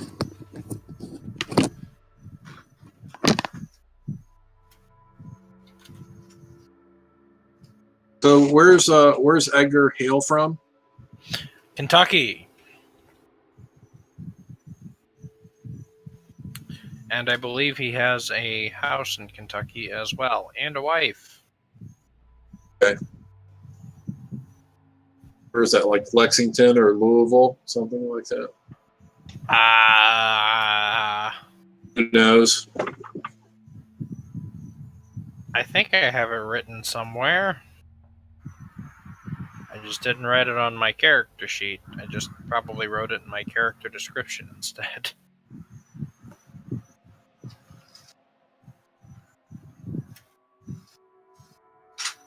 Once we get our sanity back, break some of these logical issues, we can. Only I will know exactly how long it's going to take Eusephus to pull the book. But you're able to skim it within about 96 hours. Okay. Eight. Am I helping him, Sean, or are we? No, I mean, you guys can all do it at roughly the same time. What this is assuming, essentially, is spending about 30 hours of study and comprehend it. But you can also skim it in a shorter period of time, which will just kind of give you some cursory knowledge of what's in the book. So all of you can generally read it at the same time. I mean, as long as you have free time and are together and able to share the book. Okay. All right. So here's. Okay. Yeah. Yeah. So we're in Boston, right? We can skip ahead to Boston. That's fine. I mean, unless anybody else wanted to do anything. I think just read the book on the way, and then once we get to Boston, leverage the medical contacts for the best psychological help. How's Lee's gut? I'm sorry. How is Jacob's? I bring him to my house. Doing? Medical care for everybody too. Right. So let's do some healing first.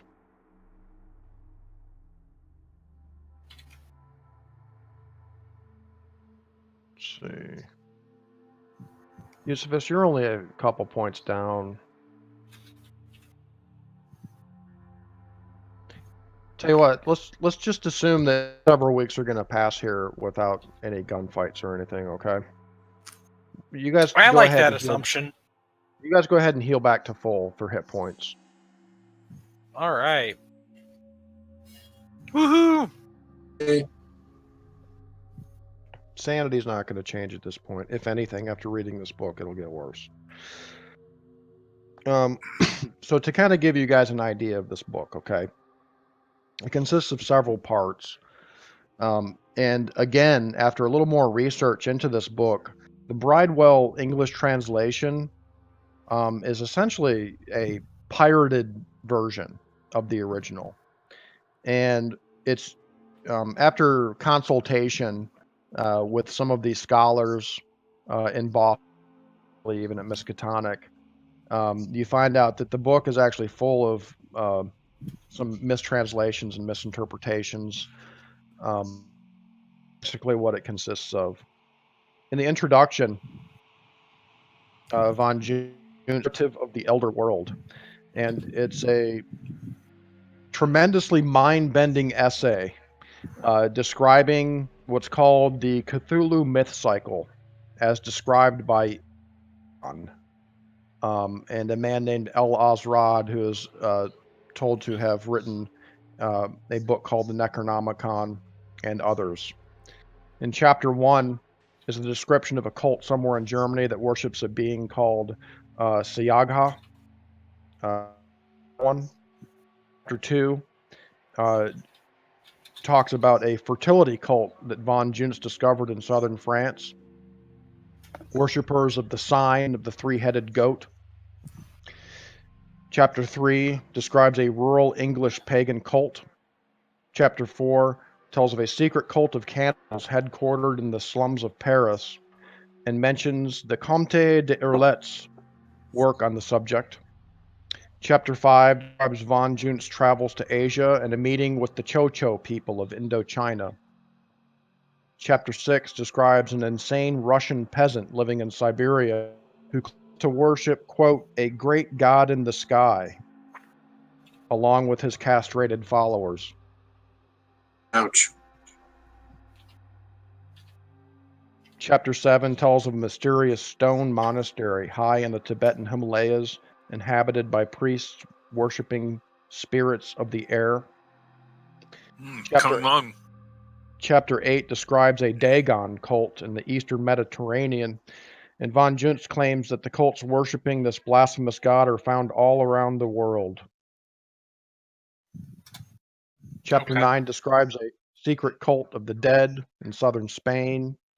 Chapter 10, a small cult in Transylvania that worships a terrible monster living in a stinking pit.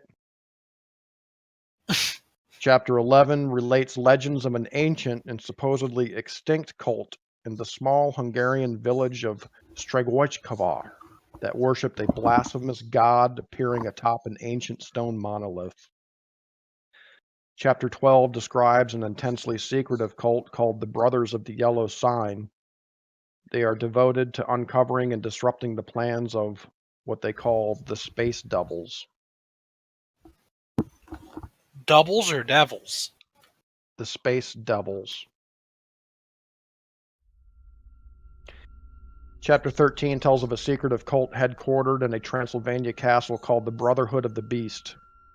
They await the time when the evil Egyptian pharaoh Nefertari returns to lead mankind. Chapter 14 describes a secretive worldwide cult dedicated to keeping captive some unknown monster. Chapter 15 through 20 is a section dealing with what von Junst calls the keys, with similar sets of phrasings, codes, and prayers found in common among these cults.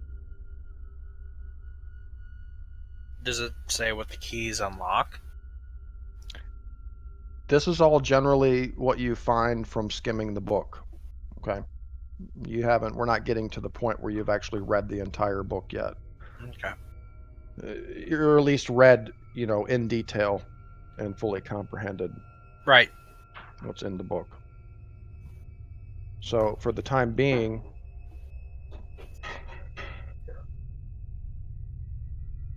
that's mind-blowing information just in itself, as far as the scope of the cults. Yeah, Yeah, and you all get the general impression, after skimming and reading what von Junst has to say, that these things that you have all experienced have to be in some way related to this cult activity, these so-called monsters, these von Junst talks about these cults knowing how to use magic and things like this. And with everything you've seen, you're pretty sure that, what you all have experienced is very closely related to all of the stuff that this book talks about. Yeah, this is all pretty, jaw-dropping stuff, especially to Edgar, who, aside from being deeply religious in of himself, I think that he kind of views a lot of these things like the cult that worships a stinking creature in the pits of... Right. He's thinking, these guys are evil. They need to... What? They need to stop that. They just need to stop. Along those same lines, I think Eusebius considers the elder sign and how much of a difference that made. Like, the whole world could have ended. And I think Edgar was probably looking at this already too, but indeed, that's one of the things that Yusuf is going to steel himself and sit down and try to figure out how to do the elder sign. It couldn't probably be any more important to him than anything going on. It saved everybody. Yeah, after Edgar saw that, if nothing else, if not necessarily the elder sign in of itself, he probably does... I'm not going to say probably. He does understand that there is a legitimate mystical force behind that, and he probably wants to learn more about that, because there are benevolent forces that can be learned to help people, which is Edgar's primary goal in life, is to help and save human beings, especially from the likes of illness and things beyond their control, like a mad wizard trying to take over the world, for example. Right. So I think he has some reverence for that thought alone, that there's magic out there that can actually be used to help and save people, and that might also contribute to this growing sense of hate that he has for these cults, because I mean, the way they're described in the book seems to be that they're using magic for malevolent reasons to to appease their fetid gods. They're stinking pit gods. All right. From exactly. skimming nameless cults, Eusephus, you lose 7 sanity points. Edgar, you lose 1. Yes, it is stable only because I take resolve in it. Jacob, you lose 4 sanity points.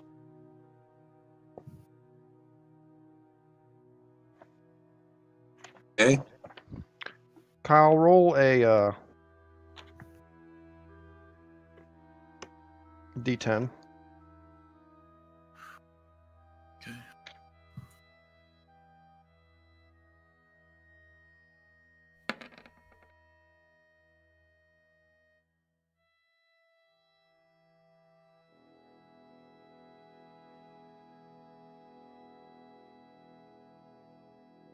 Roll the 3.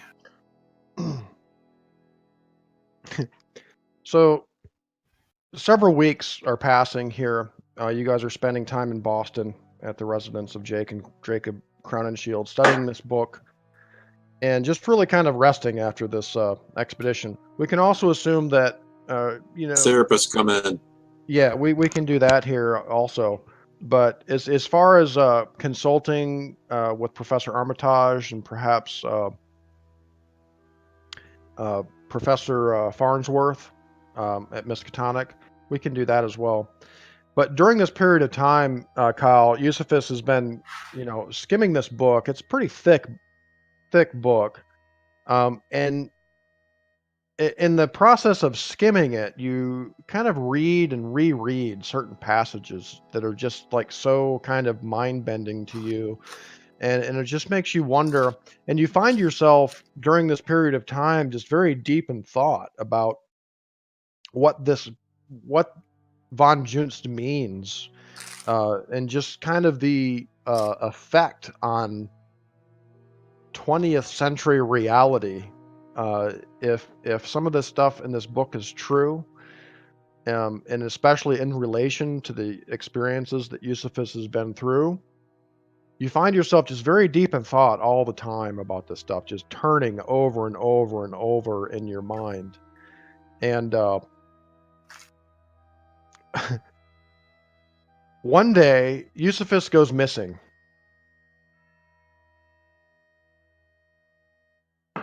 You guys haven't seen him for like 3 days. He just never came back. Looking for him. And you go looking for him. You call all the hospitals, police stations, kind of stuff. And you can't find him. One day, Eusephus, you're out, walking the streets of Boston, just kind of contemplating these things, getting some fresh air. And all of a sudden, you sort of have this bout of amnesia where you don't remember anything. You wake up in this alley, lying on your back, and you find yourself battered and bruised. Your clothing is torn. It feels like something hit you in the face, like your jaw's all swollen and sore. And you check yourself. You feel like, oh shit, I've been mugged or something. But you have all of your belongings and everything.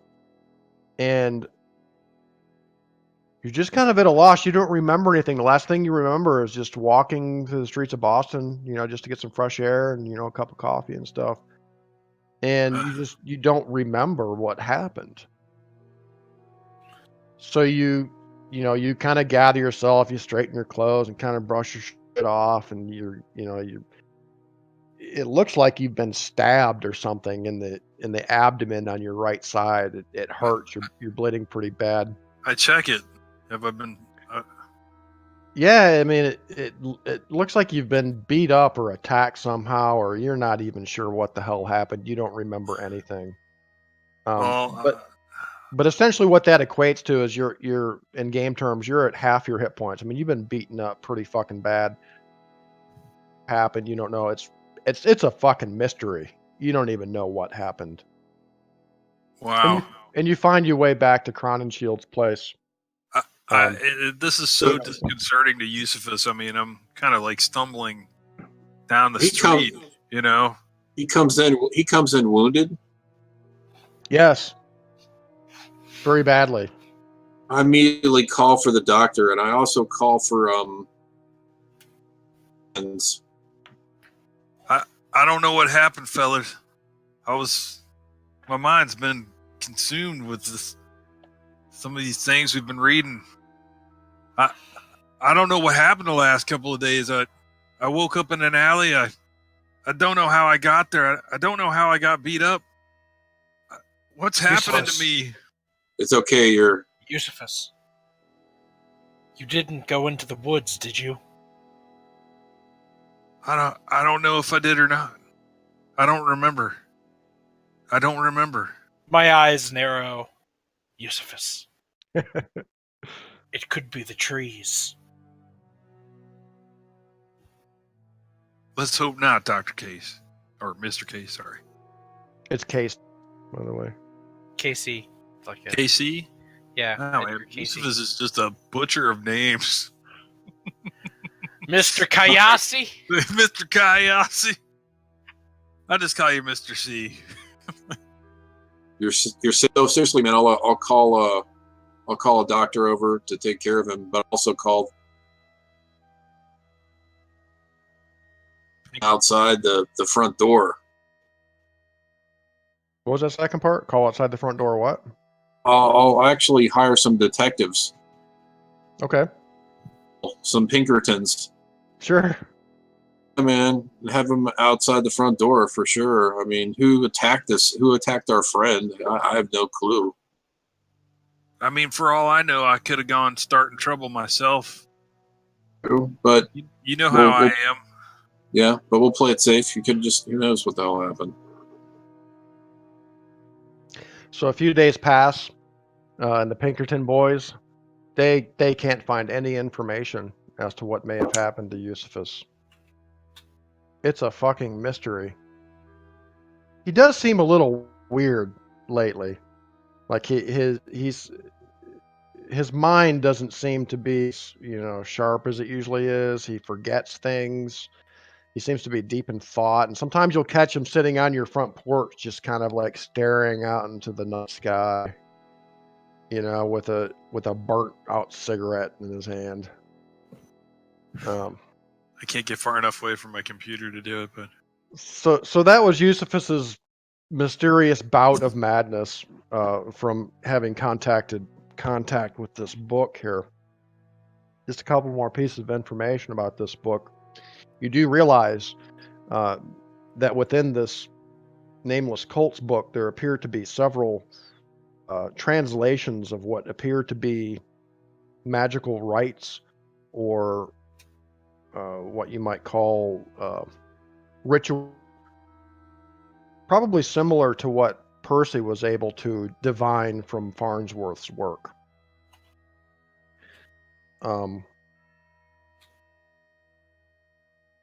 And I can give you some general descriptions of what you find in here. In chapter 2, Von Juntz talks about this fertility cult discovered in southern France, and they worship the sign of the three-headed goat. Within this chapter, there seems to be a translation of what appears to be an incantation, or a spell, I guess that seems to describe how to call forth what is called in the book the woodland goddess. Is this making me think any of the Dark Child or Making you what? Is there any correlation between this and the Dark Child? Makes you wonder, doesn't it? Let me finish here, and you can draw your own conclusions. Okay. Some of part of just went missing for a few days, deep in thought or whatever the fuck was going on. Hey, Alex. Yes. Are you there? Make Yes. note of these. Make note of this information I'm going to give you here. Yeah, I've got chapter it. 2. Firstly, call forth the woodland goddess. You are really, really lagging out, though, so I can barely make out what you're saying. So if you could be loud and clear. Okay, well, let me just... Okay, can you hear me okay? Yes, much better. Okay. Also in chapter 2, besides call forth the woodland goddess, what is described as command the trees. Oh, shit. That's a good spell. Yeah, but I mean, I try not to tell Casey about that. You said control the trees? That's a good spell for him to know. In chapter 4, the chapter that tells of a secret cult of cannibals headquartered in the slums of Paris. Oh, good. And there's something in there which is marked as being called Contact Brother, whatever the fuck that means. Worse than Parisian cannibals. All right. Call forth the woodland goddess. What is needed to do that? Chapter 7, the chapter that tells of a mysterious stone monastery high in the Tibetan Himalayas inhabited by spirits of air. Von Junst claims that these priests were able to, through magical means, command airy travelers. Command airy travelers. Astral travelers. Command spells are fun. Wonder if these guys have any relationship to Huan Dor other than he's a totally alien race, but yeah, you remember the wizard's name. What was the wizard's name? Because I just put name Huan Dor. It's spelled H-O-A-N. It's H-A-O-N. H-O or H-A? All right. H-A-O-N-D-O-R. Right. Now we never have to worry about him, though, because he's trapped in the dream world. And lastly, but not leastly, and this is just from a skimming perusal of this tome, okay? It's going to take several weeks, maybe even months, to really fully comprehend what's going on with this evil, the Black Book, let's say. Chapter 10, the chapter that has to do with a small cult in Transylvania that worships a terrible monster living in a stinking pit. My favorite. Von Junist also claims in this chapter that these cultists claimed knowledge of how to call forth that which should not be. Oh, Jesus Christ. I think each chapter is just another invitation for a hunting trip. Now, we need to wipe these people out. Now, my only thought after skimming, I mean, is this stuff that I've skimmed, or who's skimming this? This is stuff that you've all skimmed and kind of put the pieces together amongst yourselves. Okay. My conjecture on call forth that which should not be is my thoughts immediately go to, well, probably, but my thoughts go to the hell plant of that was seeded within Morgan. Oh, I can give you guys something too, a bonus. Oh, sweet! I put this together a while back, not sure and not knowing if I'd ever be able to use it, but I'm going to use it right now. So there are some drawings and some copies of some engravings in the book. And particularly in the chapter having to do with this fertility cult that worships this sign of the three-headed goat, you notice some similarities in the art in this chapter and these engravings to the engraving that's on this golden medallion that you guys have, and also the art and imagery that you guys witnessed in Bendal Dolum, especially having to do with these tree-like creatures and things like that. So I'm going to show you some of this art that's in this book here.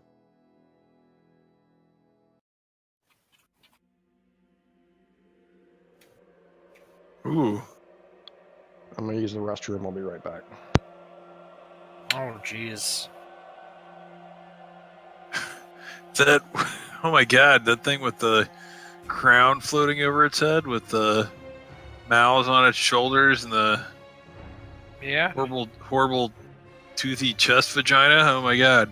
I like the fact that the knights are all there with their bows and arrows. They're like, fuck that thing, man. Hey, what's going on with this thing with all these? Oh man. What's going on? I thought we saw this this one drawing on the bottom. We saw that was in the Cave of Life or something, right? Yeah, that was in the Well of Life.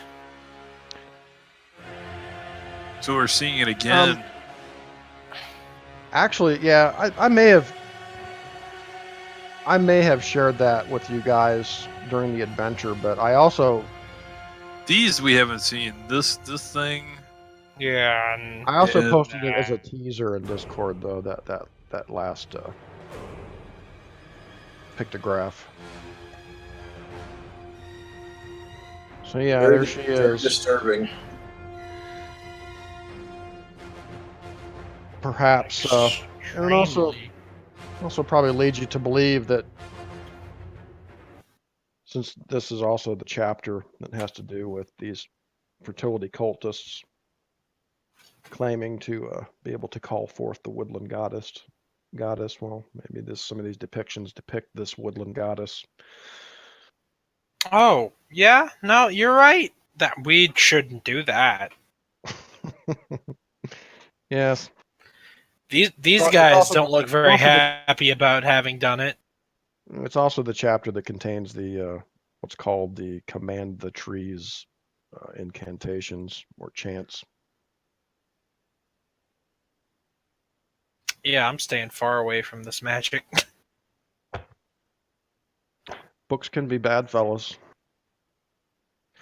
Let me see here. So let's do some sanity treatment, shall we? I think we can assume that some of you may be seeing getting some psychiatric help, or at least getting some prescriptions. Oh yes. Oh yeah, man. I leverage the medical connection for everybody.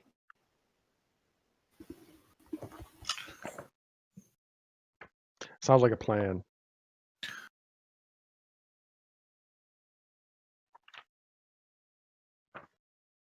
Crown and Shield wing of the Boston Hospital is. Okay. Yeah, you know. Oh my god, man. Yeah. You're seriously loaded. What are you, a debutante? Father's a serious, famous surgeon. Boston. Yeah. Oh, you have a degree in psychology. Oh, shoot. That's right. You are a soldier psychologist. Yep. Right. Okay. That's why when he was like, I'm going to get up and leave, I was like, wait, don't leave. We needed to take a look at Franklin. I was like, talk about rolling your psychoanalysis. Come on. We've heard good things about you, Crown and Shield. All right, so let's see. Who's the worst off here, sanity-wise, right now? I don't know, man. Franklin? Probably Franklin. I'll get a serious safe and drop it in the house, man, where we can put these stuff we found. All right. Percy's notes and the books and all that stuff, so we have a safe place to put them. Safe. Edgar, yours is pretty Crown and low. Shield Manor. Yeah, actually, I'm the lowest, I think, except besides for maybe Franklin. Yeah, it's a serious safe, man. It's bolted to the floor. Alrighty. I'll go to Jacob. Jacob, maybe you should have. I gotta know what happened to me over those days I was gone. You should have these detective fellers go out and see if, like, I can tell you where I found myself, and maybe they can. Well, the Pinkertons are pretty thorough. I think if they would have. Well, you just posted them outside. You just posted them outside the door. I didn't hear you tell anybody. No, they were going anywhere. No, they actually looked into it. Yep. Oh, they didn't find anything. It's driving me crazy. They're bastards too, man. It is Crackheads, no problem. Driving you a little crazy, Yusuf. You try to remember what happened, and you don't know what happened those 3 days. I think back. You just can't remember. Yeah, I think back to being in London and just wanting my 600 pounds from the Colonel. And wondered everything. Those days are long gone. Oh shoot! Yeah, you have to manage that stuff too. I guess he's dead what? now. So, well, we have to manage his stuff. He's dead. He had no family left. We were his family. Yeah, I was his family. All right, let's see if we can get some sanity points back here and maybe cure some phobias and manias that you guys have. Let me get that sheet out again. So let's do you first, Jacob. So you're suffering from dipsomania, abnormal craving for alcohol. So they decide to treat you with some barbiturates, including barbiturate-induced comas. Oh God.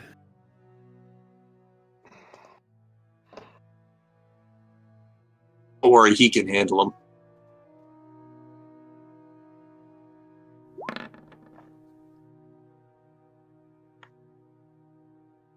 All right. Type crazy.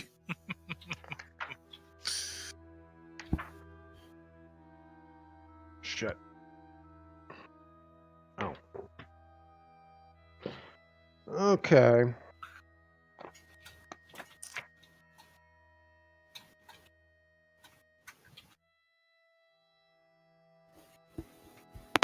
Success. All right. So it only takes about a month or so. Or these barbiturate treatments that you're going through. You can regain 1d3 sanity points. So Jacob can gain back 2 sanity points. And he is essentially and generally cured of his dipsomania.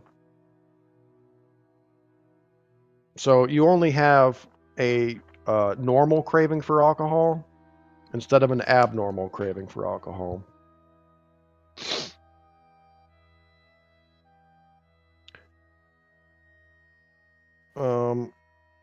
Edgar also will seek help. Right. Edgar, for his hylophobia.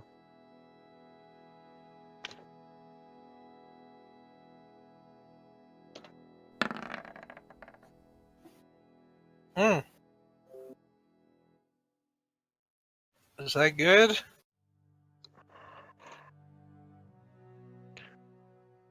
Edgar, your phobia is a little more serious. The doctors decide that it requires some electroconvulsive therapy combined with some insulin shock therapy. Oh my God.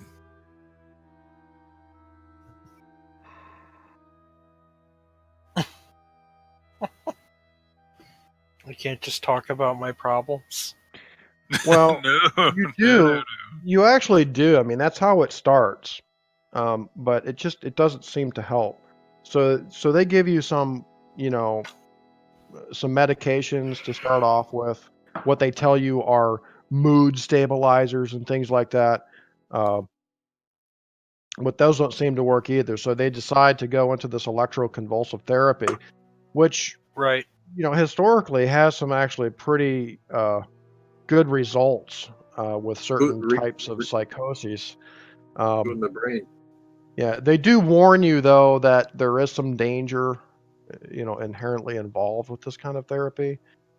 So they ask you, to sign off on that. And you're suffering pretty greatly, so you do. Right. And after a while, these electrotherapies seem to be helping you out with this fear of trees, and it eventually becomes a non-issue for you. You realize that. Wow. 01. Miraculous roll. You realize that it was just all in your mind, and that it was just simply too great of a shock in a short period of time for your mind. What time of year is it now, Sean? Let's see, it was in October, so we're probably looking about January 1924. Okay. I'm at 40 of 55 sanity points. Christmas must have been hell for you. Because Yes. you didn't get cured in time for Christmas. Yeah, Edgar insisted on no Christmas tree this year. Just a menorah. Yeah. Yeah, it's January 1924, so a few months have passed since your exploits in the Honduran jungles. So Edgar, you're treated for your phobia. The treatment was successful. Your insanity is cured, and you get back two sanity points. All right. All right. During this time, relatively shortly after returning from the Honduras to America, Edgar would probably phone his friend Arthur Lammers, who's the professor that went with him from the Miskatonic University to the Hopia Indian Mounds to try and find what the source of this weird psychic pull that was pulling him towards this place was, because his dreams were telling him to go there. He was in this place in his dreams, and Arthur Lammers, who's this guy who's basically like, Edgar, you have a gift. We have to do everything that your gift says to do. And so we went there, but that's where I ended up waking in the dream world, but he was nowhere to be found. So yeah, I'm going to be calling the Miskatonic University and maybe his home residence if possible to see if he's okay. Okay. Or missing or what? Yes, he's quite well, and he's been very worried about you. And he would like to arrange a meeting with you if at all possible. He actually says he will be in Boston next month on business. If you would like to meet him. Yes, of course. Lammers? What's his first name? Lammers. Arthur Lammers. What's he do? He is... Let's see. Is he a scholarly fellow or academic? Yes, I wrote it down, actually. He is a real person that was actually a friend of Edgar Casey in real life. Okay. He was actually the guy... Oh, he was a hypnotist. He's a hypnotist, but but in this particular reality, he's a professor that studies the effects of hypnotism and was particularly interested in things like clairvoyance and other psychic phenomenon. Okay. So he's along the same lines as you, like a parapsychologist type? Sort of, yes. But I chose parapsychologist only because I didn't really know what to classify Edgar Casey, who makes money diagnosing people in his sleep. Okay. I'll tell you what, fellas. I think enough time will have passed, actually, for you guys to fully read this Nameless Cult's book. So. Okay. The only thing that I really would actually like to outline that I didn't get a chance to because of audio quality is the individual cults and where they're located, but we can do that after the game or something. Yeah, I could give that info to you. Yeah, I can actually write it out myself if you like, and put it in the player's journal. Oh, and I wanted to mention too, Lee. I was reading the rule book the other day, and I don't know if this is just a coincidence, but it can't be a coincidence. There's an example, in the rule book they use examples of Harvey Walters, good old Harvey Walters, the Cthulhu investigator, and they give you examples on combat and stuff like that. And one of them was like, while searching through Crown and Shield Manor for his manservant, whatever. Did you get that name from the book? I've just looked up prominent Boston family name. Oh, okay. Wikipedia, wikied that stuff and looked up, I don't know, probably 10, 15 different names, and that name was the coolest one. Yeah. I was like, Crown and Shield. Awesome. So, but yeah, I was just reading and it said Harvey Walters while investigating the Crown and Shield Manor. The other thing is there's actually a family in the in that Mythos Encyclopedia. There's a family of, like, I don't know if they're ghoul cultists or what, but there's somebody in there, or they could be investigators, that had the last name Crown and Shield, which I thought was interesting. Cool. So, I mean, somebody apparently eventually wrote about somebody named Crown and Shield. Well, the fact that they're a prominent northeastern Massachusetts, all Lovecraft territory there, so it makes sense. I don't know if there was an actual blurb about him, but I know that somebody was mentioned in one of those blurbs because I've been just it's an A to Z compendium of all Mythos related things, and I know I saw Crown and Shield somewhere in there. Appropriate name, perfect for the Boston area, Okay. I just happened to roll correctly, so it matches the right. As far as my income and my education and stuff. So right, yeah, and conveniently located close to Miskatonic University, Lee. You knocked it out of the park. Boston. The call. I sent you a guide to talking in a Bostonian accent. Okay. I'm gonna read it myself. Help you along. Spell brother. What do you think it does? The nameless cult had this spell called brother. Whoa! Calls up the older brother of the dark child to kick her ass. Yeah, I think the only spells there we should be concerned about learning are the control and the bot, the control spells. Commandery travelers. Yeah, and control trees. Okay, so yeah, that's kind of the next step. Well, actually, first the next step is some more sanity loss. Darn it. Okay. Oh, I was gonna ask you, can I get my hit points back? Yeah, you can get your hit points back now. All right. Yeah. After kicking my own ass in the alley or whatever. Yeah. Okay, so another several weeks pass as you guys are reading this book. Eusephus, you're going to lose 6 more sanity. Fucking A. Edgar, you're going to lose 8 more sanity. Jesus. And Sweet Jacob, baby Jesus. Jacob loses 2 sanity. You all gain plus 12 percentiles to your Cthulhu Mythos. Holy shit. Which of course lowers your maximum sanity. Well, I'm not even close to that number right now.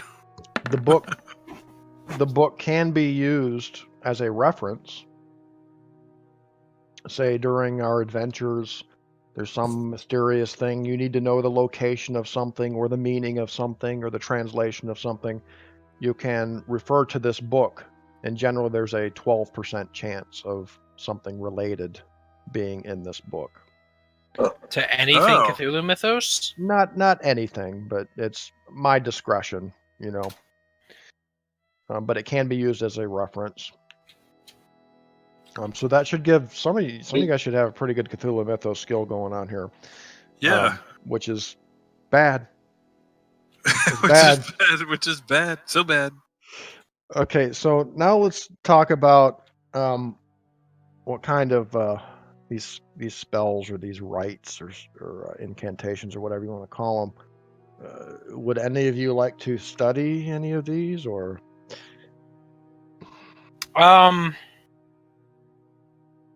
Well. Yes. The control and the. I mean, the one thing I want to learn again is that how to do the elder sign. Yes. Oh, right. Like that's forget everything else. Like the thing about that is, though, Kyle, is that particular spell requires this special oil that Farnsworth had, and you have none. But you can still learn the spell. It was still like learn the spell. A musical chant. What kind of oil is it? Can I determine? You don't know. We'd have to ask Farnsworth. Yeah. We'll ring up Farnsworth or write to him, whatever we need to do. He doesn't know either. The oil was given to him by Dr. Williamson. Oh, shit. Well, we have some of Williamson's stuff, right? Yeah. We have Birdwell's translation of Nameless Cults. Hey, but this just so happened, or the Elder Sign in general, just so happened to be mentioned in Birdwell's translation of Nameless Cults. I'll tell you guys what. Yeah, let's do that. Let's see if you can find something about it in Nameless Cults. All right. Only one roll, though. Who's going to roll? Who's got the best Cthulhu Mythos? It's only 12%. Like it's from the book. Yeah, using the book as a reference. Well, there's another avenue we can take after this if that fails. Go ahead, Eusebius. Yeah, go ahead, Eusebius. Roll a percentile. See if you can cross-reference this special oil. All right, you're not able to find anything in there. Now, the next logical step would probably be to visit the library at Miskatonic University and spend some time there and see if you can find any reference to it. Oh yeah, we should fill Farnsworth in on Morgan and Williamson's. We got all the pictures developed as well. Oh yes, all of the pictures. And make duplicates of those. Okay. Jake. Very well. And we should send probably a full set of copies to Farnsworth so he can use those to study. I can open the envelope. We should definitely he's had time to recover. Is he stable? Is he like a stable human being, or is he just permanently insane now? He's probably a lot better now, but we should definitely submit a copy to the library at Miskatonic. What was that, Dad? No, Farnsworth, sanity-wise, is not well. He hasn't been. After the treatments? Yeah. Well, even before then. Well, okay, then I suppose we should ask. He was barely sane when these guys met him. I suppose we should ask Farnsworth if he even wants to know what we've discovered. Farnsworth wants to hear the story. Does he want to see the pictures? No. All right. Well, then we'll tell him the story. Sit down. I'll take you from Belize straight into the mouth of, or the caverns of life and out. So we sit down and tell him the tale. Put a flashlight under my chin. It was a dark and stormy night. he listens intently. Back galley. And he emotes a great amount of sadness upon learning that his friend, Dr. Eric Williamson, has passed away, and especially that he was murdered. But he's very interested in what you have to say, and he does show some. You can tell he doesn't quite fully believe some parts of the story. But he does encourage you to document everything in one place and keep it secret, he says. Okay. Actually, you know what? I think that might be what Edgar's doing while these guys are doing stuff. I think Edgar's going to compile all of our findings, all of Percy's notes, all of Farnsworth's notes, just kind of compiling all of it into a single compendium. Okay. Awesome. So we have a place to reference, the stuff that Percy was learning about the tablets and what Farnsworth was learning about the tablets, the Elder Sign, specific interesting things that Eusephus and Jacob might want to learn or figure out or have figured out from this book. Okay. Just kind of compiling all of the information that we have so far into a single piece. Okay. Very well.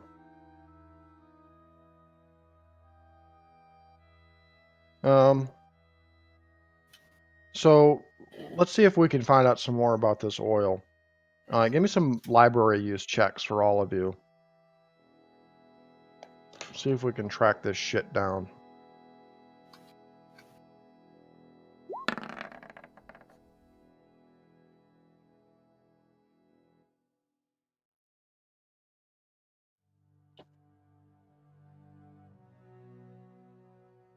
Okay. Well, I did not make my library useful. Oh, I did it. Yay! Oh, and you nailed it.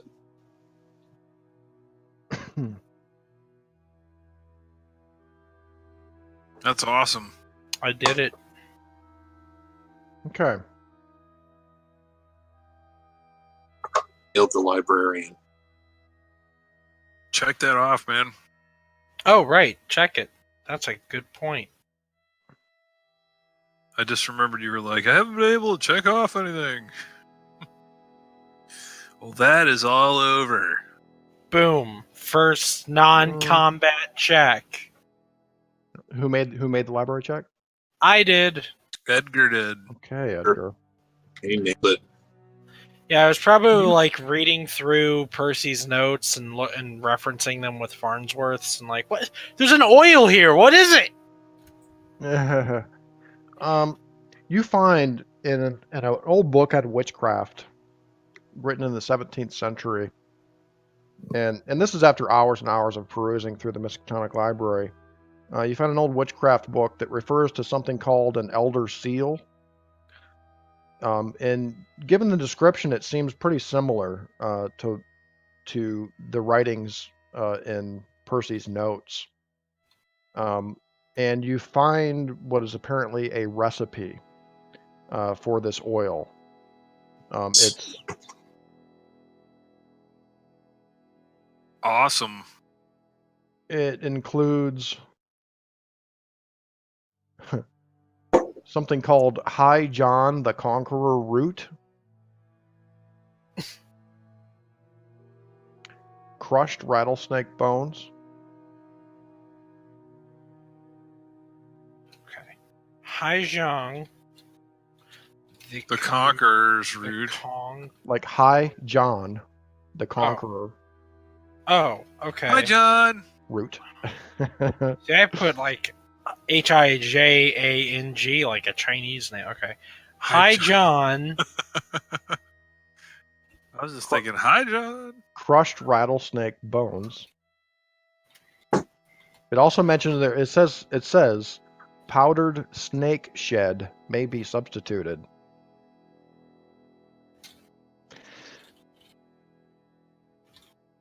Graveyard dirt. Pinch. Bayberry. What was that? Bayberry. Bayberry. Bayberry? Salt. Salt. Adam and Eve root. Regular old ass table salt? Of course. It just says Banish the salt. spirits. Throw it over your shoulder. You know, good old stuff. Adam and Eve root. All right. 2 parts sulfur. 2 parts sulfur.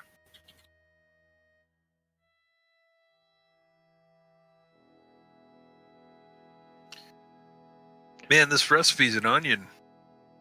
So many layers. It says crossroads dirt. Dirt. Crossroads dirt. Crossroads dirt. Like 2 separate words, like crossroads, like Crossroads dirt. crossroads dirt. And the last ingredient is strange and unfamiliar to you. Oh no! Um, Yes, because High John the Conqueror's root is very, very common. It goes all over the place. hold on, let me find it. Is it a liquid? Because there's no liquid to this.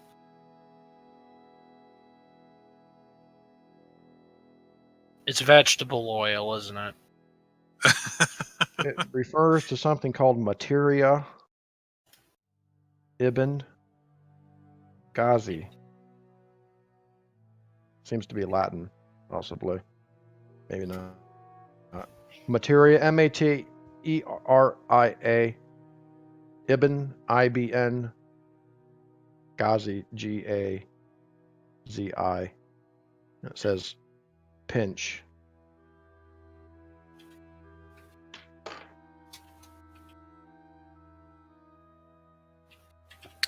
Okay, well. And Quite a list of ingredients. Oh, and actually, okay. the last ingredient is something called Chango oil. CHANGO. Yeah. If you are male. And it says ocean oil if you are female. OSHUN. Chango oil if male. Mm-hmm. Oshun oil, OSHUN oil if you are female. So there's your recipe.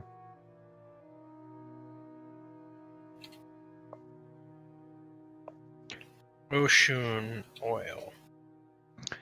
All right, so now we can kind of decide. So, Eusephus, you want to try to learn this elder sign incantation thingy? I sure do. Give me an intelligence times 3 check. Okay, 33 is what I gotta get. We're under, I guess, right? Mm-hmm.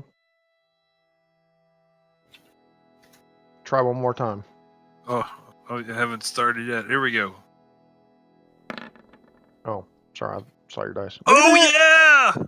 Oh, dude. Wow. Understand that spell very well. Dude, you figure out that after this takes you days, okay? Cross-referencing Percy's notes, you know, with Nameless Cults and some other books in the library and stuff. You actually figure it out since you rolled so awesomely. You figured out that there seems to actually be a way to do this without the oil. But the incantation implies that if the oil is not present, that it could have very harmful side effects to the priest. That if you do it without the oil? something having to do with draining life force, something like that. Okay, well, that would be a desperation move, but okay, great. That's awesome. That's super exciting. Yeah. So in game terms, let me look real quick here. Dun, dun, dun. That was an awesome roll, dude. I got to give you something for that, right?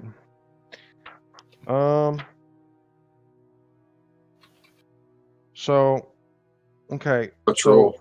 So with the oil, to cast the Elder Sign, it costs 9 magic points, just like it did with Percy. Without the oil, it's a sacrifice of 2 power to use. That's permanent power. Whoa. Wow. Which affects your luck, among other things, as well as your magic points. Oil is essential. It kind of is. I mean, some of these spells that cost you power to use can be pretty detrimental sometimes. And there are very, very, very, very few ways to gain power back. Usually it involves other incantations and spells or enchanted items, things like that. Just kind of out of game to let you guys know. You basically have to be an insane, not have to be, but only insane sorcerers and cultist dudes know how to gain more power. But there are ways to do it, but it's very rare. So yeah, you can use Elder Sign. You know how to make one with the sacrifice of 2 power and no sanity loss. And I'll give you all the other details for that before next session. Okay.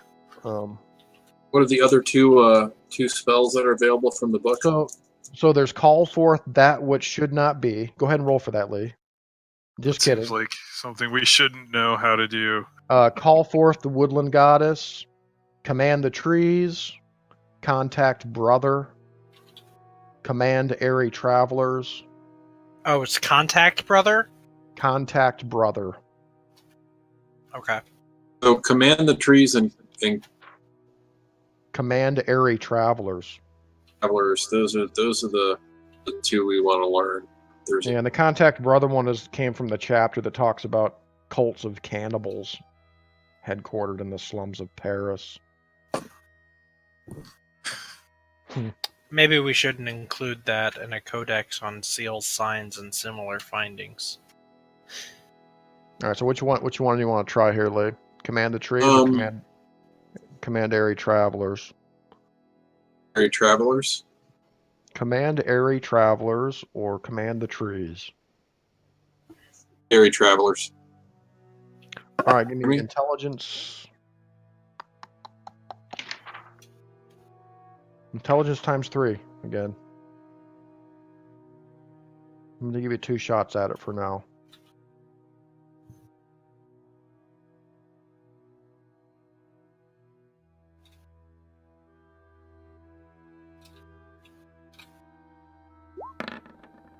Needs a 30. Oh! 29! Boom. Finally getting some good rolls. All right.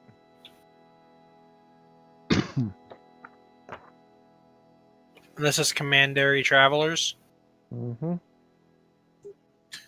You summon a gaseous old man. Alright, what chapter is Commandary Travelers? You said it was like 7? Chapter 7, talking about the mysterious stone monastery high in the Tibetan Himalayas, inhabited by priests worshipping spirits of the air.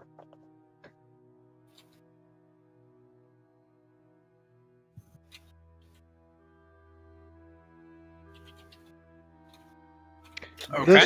This incantation, Lee, or Jacob, mentions something called the Unnameable that these airy creatures are supposed to be related to. It just says the Unnameable. And it says that it gives a little bit of a description.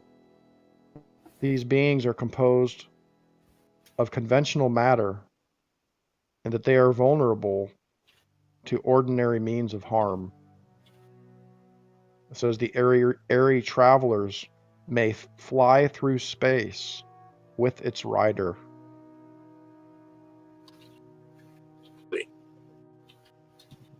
So that all blew my mind. Can you read that again? Yeah, that was pretty amazing. I'm trying to. I don't want to give you too much information. I'm trying to paraphrase here. Gotcha. It mentions that these beings, these airy travelers, are related to something called the unnameable. That sounds bad. It says that they are composed of conventional matter, but they are vulnerable to ordinary means of harm.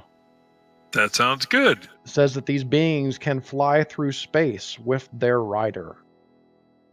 That also sounds awesome. good. It has no mention of how to summon these creatures, only how to command them. Yes. Oh, absolutely, it does. There is an incantation or a chant that can be said. And let me look at the actual spell here.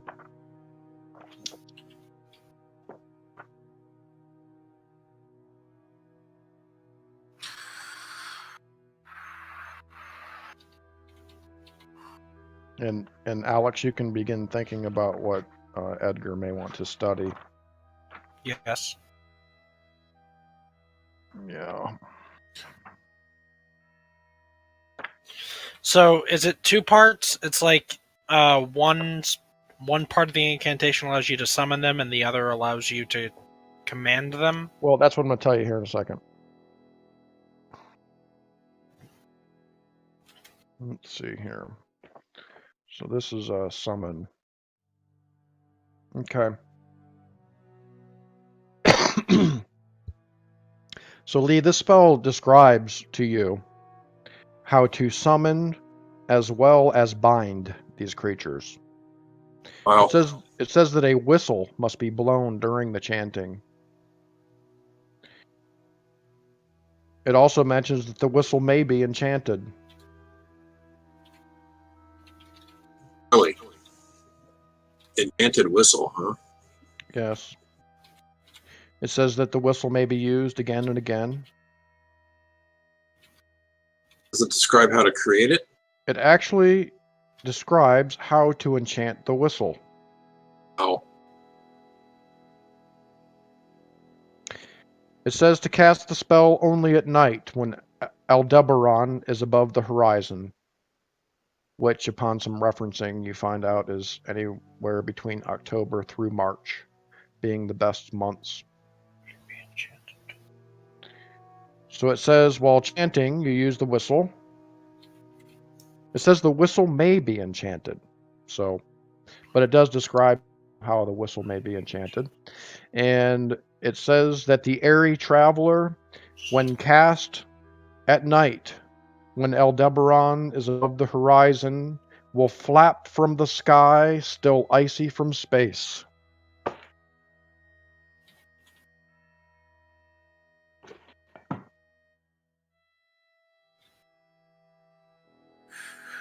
Spells in the party, man. What's that?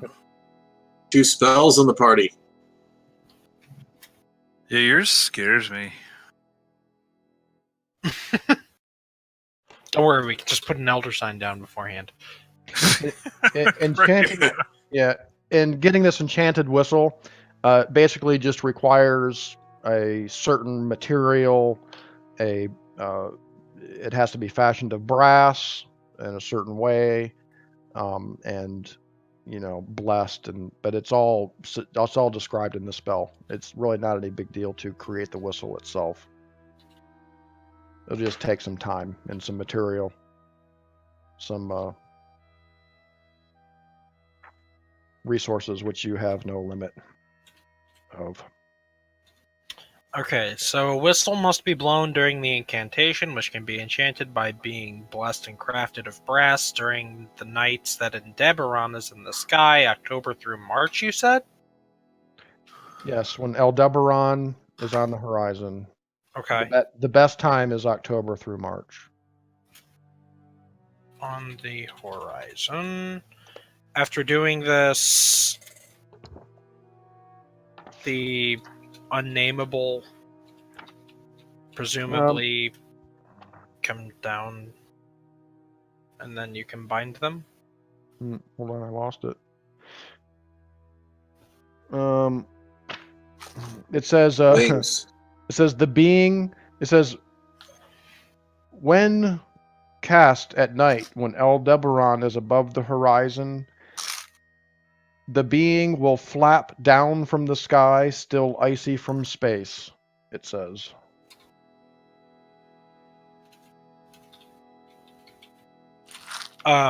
Is the whistle only used to bind them, or what's the binding ritual?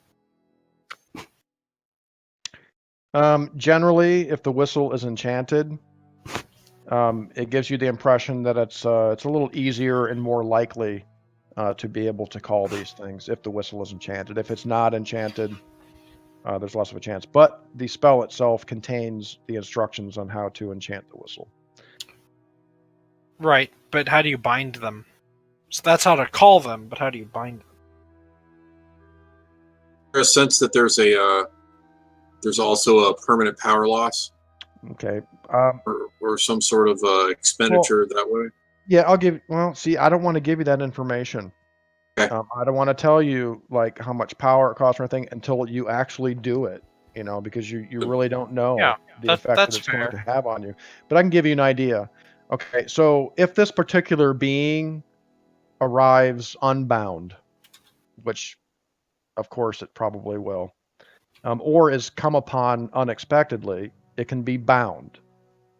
The caster must know the summon and bind spell for the type of thing, and must spend a combat round chanting before the thing can be bound. The caster then matches magic points against the thing's magic points on the resistance table, and failing the bind portion, you can chant the bind portion of the spell again, but each additional cast costs 1 sanity point, but no magic points. And the binding works on only one creature at a time. A creature whom one is fighting cannot be bound by the person fighting. A creature presently bound cannot be rebound until its present command is completed. So once you bind it, you can actually command it. Yes. So not only does bind mean that you can hold it immobile, if you wish, but you can also command it. Yes. And a creature more than 100 yards distant cannot be bound.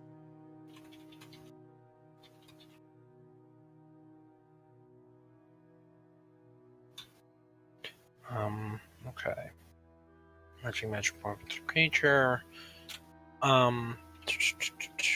Okay. The caster must chant for a round to bind the creature, matching magic points with the creature each round, with 1 sanity loss Don't every worry round about after all the that right first now, magic Alex. points. I'll put all of that information together for you guys. Okay. I mean, I'll even share with you guys before next session some of the mechanics and how it works, so you can be a little more prepared if you do come to a point where you might want to use it. Such as, the rules say that the caster's order must be specific and limited in duration. Protect me from harm forever would not be a valid command, but slay that sorcerer would be. The thing is bound to the caster until it fulfills 1 command. Orders might include carrying someone somewhere, presiding at some ceremony, or going to a specific location to appear as a warning, whatever can be imagined.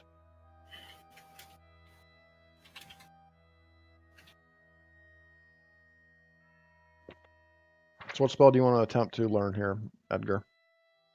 Trees, man. Command trees? Okay. Some of the nameless the irony would be, but I guess if Yusufus is around, he's going to lobby like somebody else should probably learn how to do this Elder Seal. Yeah, True. no, I think that I'm still kind of, I don't know, it's tough. I want to learn the Elder Sign, but I also want to learn Control the Trees. But specifically, I want to learn more about the oil component to the Elder Sign. I mean, all of that stuff, like the High John the Conqueror's root and the Adam and Eve root and the ocean oil or Chango oil, all of that stuff is like I don't have any. It's going to take idea. some research. Yeah. Would I give up the opportunity to learn Control the Trees for now if I learned the specifics of what High John the Conqueror's root and Chango oil and etc. are? Well, I would allow you to do one of three things, basically. You can try to learn one of these other spells that are in Nameless Cults. You can attempt to learn the Elder Sign incantation. Right. If you roll really low, you may be able to learn the version that doesn't require the oil. Or you can do some research to see if you can find out how to acquire the ingredients for this oil. I would like to learn how to acquire the ingredients of the Elder Sign oil. Okay.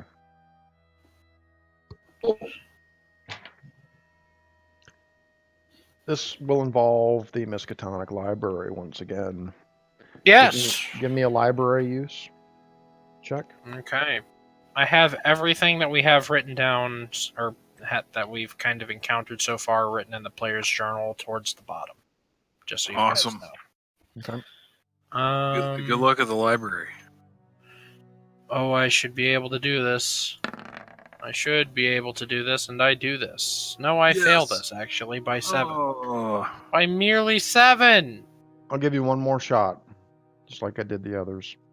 Okay. Come on! Come on! No! Oh, man, I'm awful.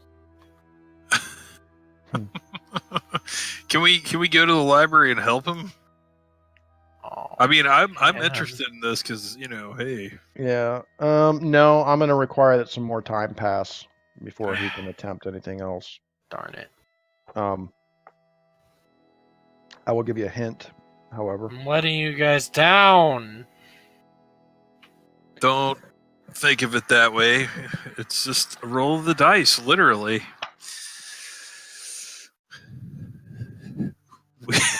We've all had our tough rolls in the game, man. Yeah. This one, at least you have time to learn it. Like it's like in the middle of combat, 99. That's Yeah. This one's not life threatening, so Recoverable. yeah, absolutely. Let me look this up.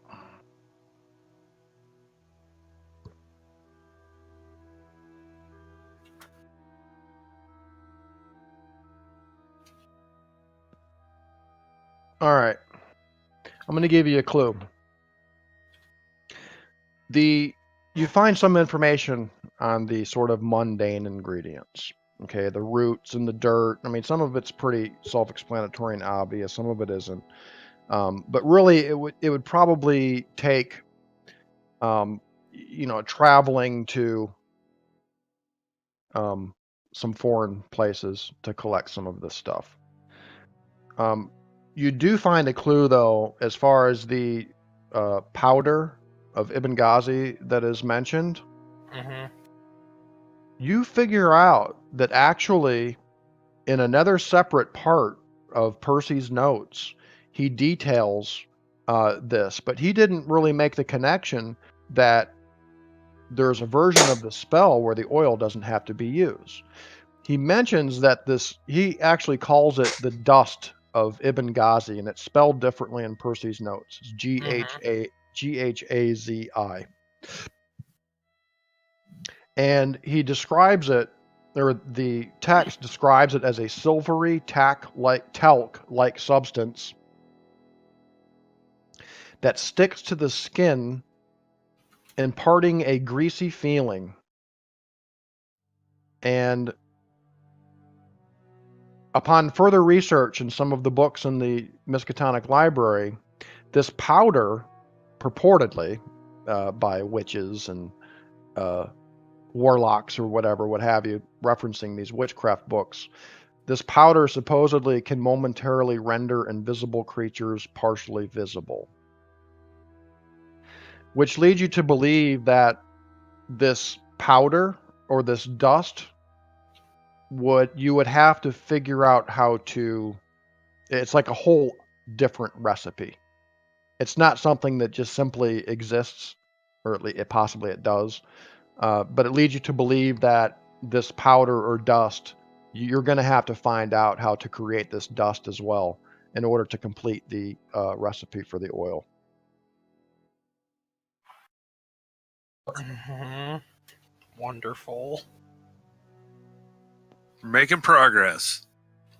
Yep.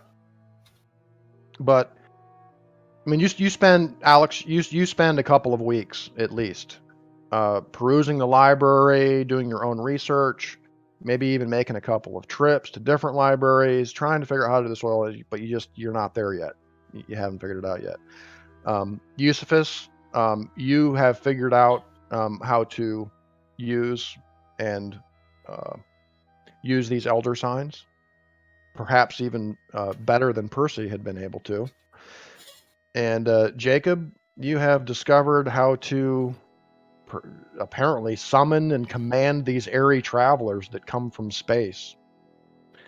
Whatever the hell that means.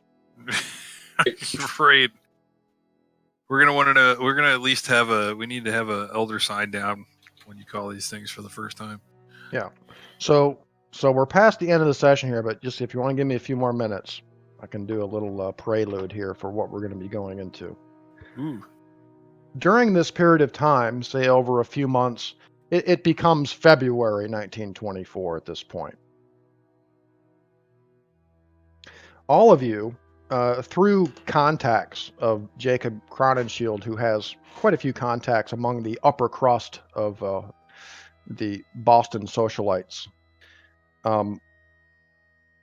have been informed of a new fraternal organization that's come to Boston.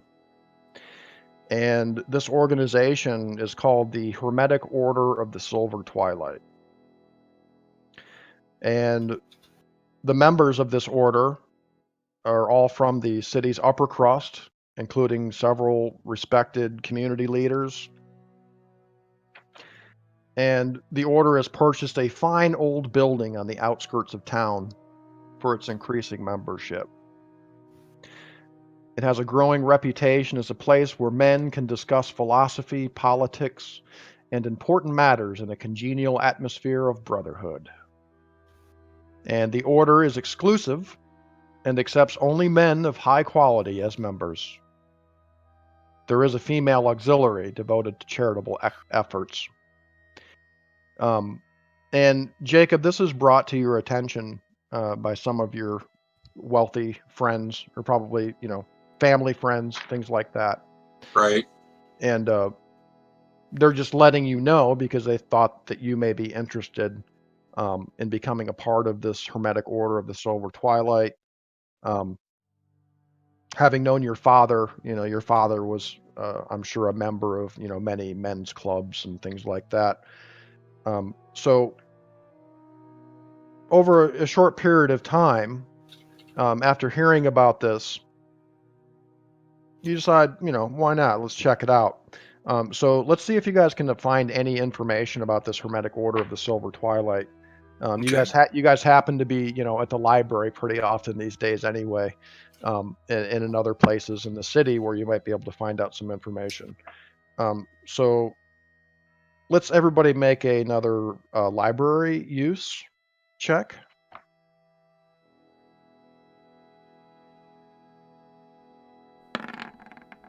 There's Eusephus gets 13. Yay! It's a check. Check that skill if you haven't.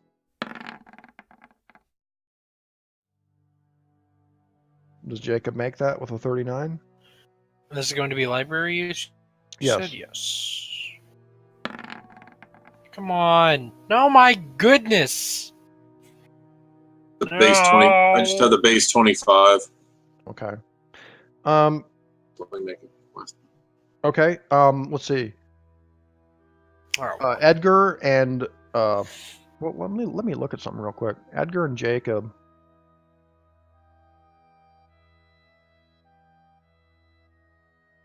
Okay. Edgar and Jacob make a credit rating check. Looks like Jacob's got 25 in that. You find out that you can get a loan from the library.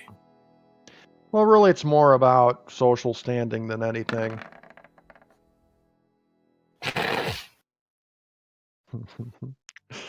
Okay. Jacob, he's a 25. Okay. And lastly, Edgar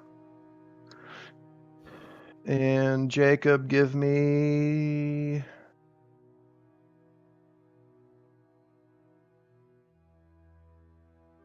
Give me a luck check for both of you. You run into the leader! Oh, nice. Oh my goodness. Oh my goodness! We're some lucky people. But only on That's awesome. rolls.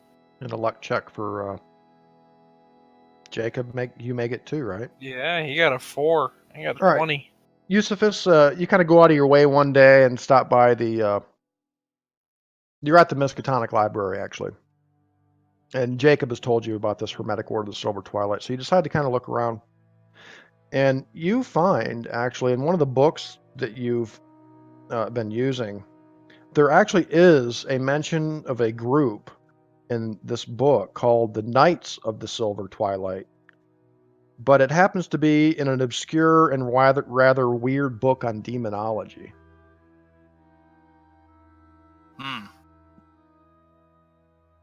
That doesn't sound kosher.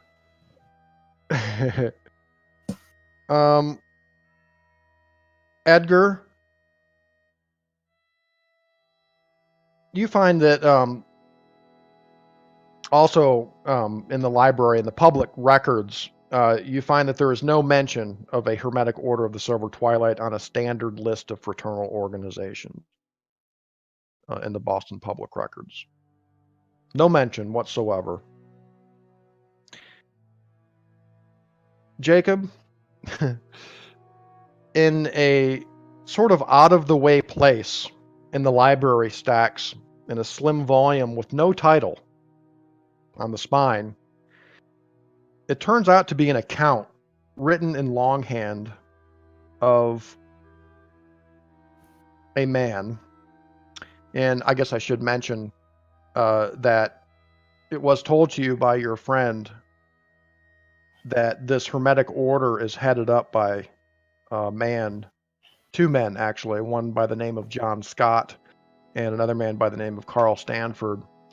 And you see this account written in longhand of a raid on the farm of John Scott in 1721 by an armed group of concerned citizens. And the writer, a Mr. Clyde Whipple, was a member of the mob. He describes the reasons for the mob's attack on John Scott's farm. Things like weird sounds heard at night, chants, strange foreigners in the area, and robbed graves. Strange foreigners, can't trust them. And a little bit about what he saw during the raid, which is pretty horrifying. I take the book. Okay, you do.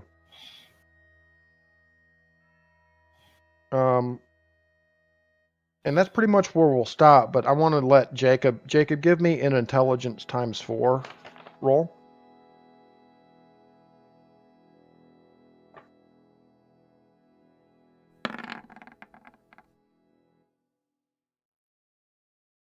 No.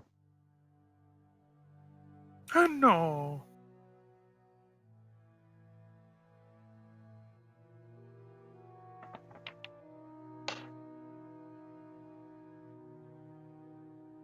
And that's it for now.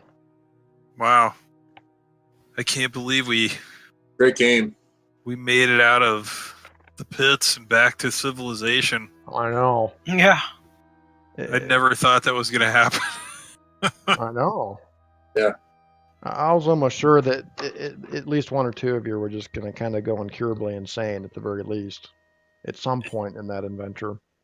Because as you can see, I mean, there weren't too many physical dangers, but it was pretty sanity blasting scenario. Yeah. Well, I think we all had our bouts with the sanity, Oh yeah.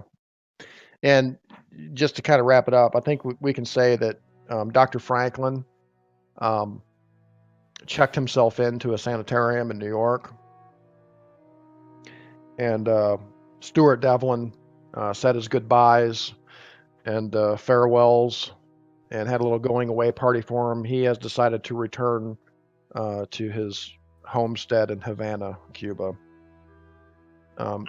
You do have contact information for him, though, if you were to ever want to contact him. Okay. He's just like, I just, I need some time. I want to go home. He says, I got a place down in Havana, and I think I'm going to take a year or two off. Yeah. Oh, that's right. We got $450 for this expedition. There's more than that. 750, right? $750. And you have the ruby. Yeah. And the gold medallions, which and the 8 gold medallions. Yeah. Well, Yeah. I guess Devlin would have taken some of them, but we'll say you guys have 5 of the golden medallions. With a little research, they're, if you were to sell them on the open market just for the gold value and sort of the antiquity value of them, you could get anywhere from $150 to $200 for each one, which is a good chunk of change. But they may have other purposes and abilities as well. They might be, beacons that call terrible things to Could Boston. be too, yeah. They're in the safe. They're in the safe in the cellar. Certainly. Oh, great. Now they have to claw through the entire house to get to it. Yep. Can you put it in the attic safe? Right now. You're giving me ideas, Kyle. Listen, man, I get to see that. Why are you talking like that, Kyle? I know. It's going to dig through the roof, go straight through my fucking room, Right. ruin my Tommy gun. Yeah. Shit. All right, good game, fellas. Awesome. Yeah, really Yeah, good. Yeah. Clutch rolling. Yeah, So- our rolling was much better. Yeah. But Yeah, there was some good rolling for sure. yeah. All right, so you guys read your first Mythos tome. It's bad. It's bad. It's not good. It's not good. But you're going to write all that stuff up. So I will. Thanks for doing that. Yeah. I wrote up a pretty big chunk of everything already. Did you put that in the player journal? Yeah, player's journal. I guess Yeah, you have to close it so I can see it because it looks the same right now to me. Okay, yeah, I've Yeah, been just editing save it off and on. Oh, wait. What No, I'll do is I see I'll it. pull all that information together and just give you guys a little summary or a synopsis in Discord or something, or maybe I'll just make a document and put it in my Dropbox and give a link in Discord so you can. We've started writing our first occult knowledge book, guys. Compiling spells and cult knowledge. Yeah, and apparently we found our first cult Yeah. to go after. The Yeah, we Demon found, like- Society of Boston.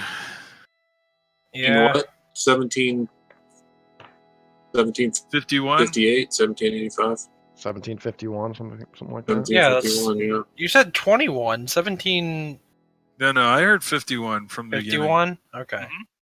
Yeah. But that Still, can't be the that's same John impossible. Scott, though. You It's realize not. It can't be. It's- From Yeah. the same root though. that. It can't be the Little same guy. family, same evil family though. That's what I Yeah. assume. He's learned the knowledge, the evil knowledge through the generations. You know. Yeah. Yeah, it's not the same. It's not the same guy. That would be crazy. He's been No. trading bodies since then. It's him. It's the That's- original guy. That's impossible. How is that even possible? It's not, but that's what's going on. So, yeah, the Silver Twilight's a secretive international order dedicated to the destruction of the human race. As brave investigators, you must piece together passages from esoteric books, shards of strange artifacts, and puzzling letters to discover the Silver Twilight's loathsome goals. Shadows of Yog-Sothoth is a campaign of 7 scenarios During the course of play, the investigators penetrate the outer layers of a secret, sinister, occult organization led by the Lords of the Silver Twilight. Beginning in Boston, they investigate an organization in New York, run afoul of a coven in Scotland, and roam the desert of the American Southwest, vacation off the coast of Maine, and explore the mysteries of the South Pacific. Oh, wow. Excellent. So it sounds to me like we awesome. should just shoot him offhand. Do what now? First guy we meet with from the Silver Twilight, just poof, dead. So you guys, it's going to be a lot different than the Pits of Bendal Dolum, which was just a very kind of mind-bending, sanity-shattering kind of a thing. You guys are now going to be globe-trotting cult busters. So it should be fun. Oh, yeah. All right. Yeah, that's going to be awesome. Yep. Really good. That was a fun, guys. Good adventure and good transition into that, too. Yeah. Perfect. All right. See you guys next week. All And, right. Good night, gentlemen. Look for the info in Discord. I'll have it up there in the next couple days. Awesome. Thanks, Sean. Yep. Thank you. See you guys. Yep. See you guys later. All right. Later, brothers. Good night.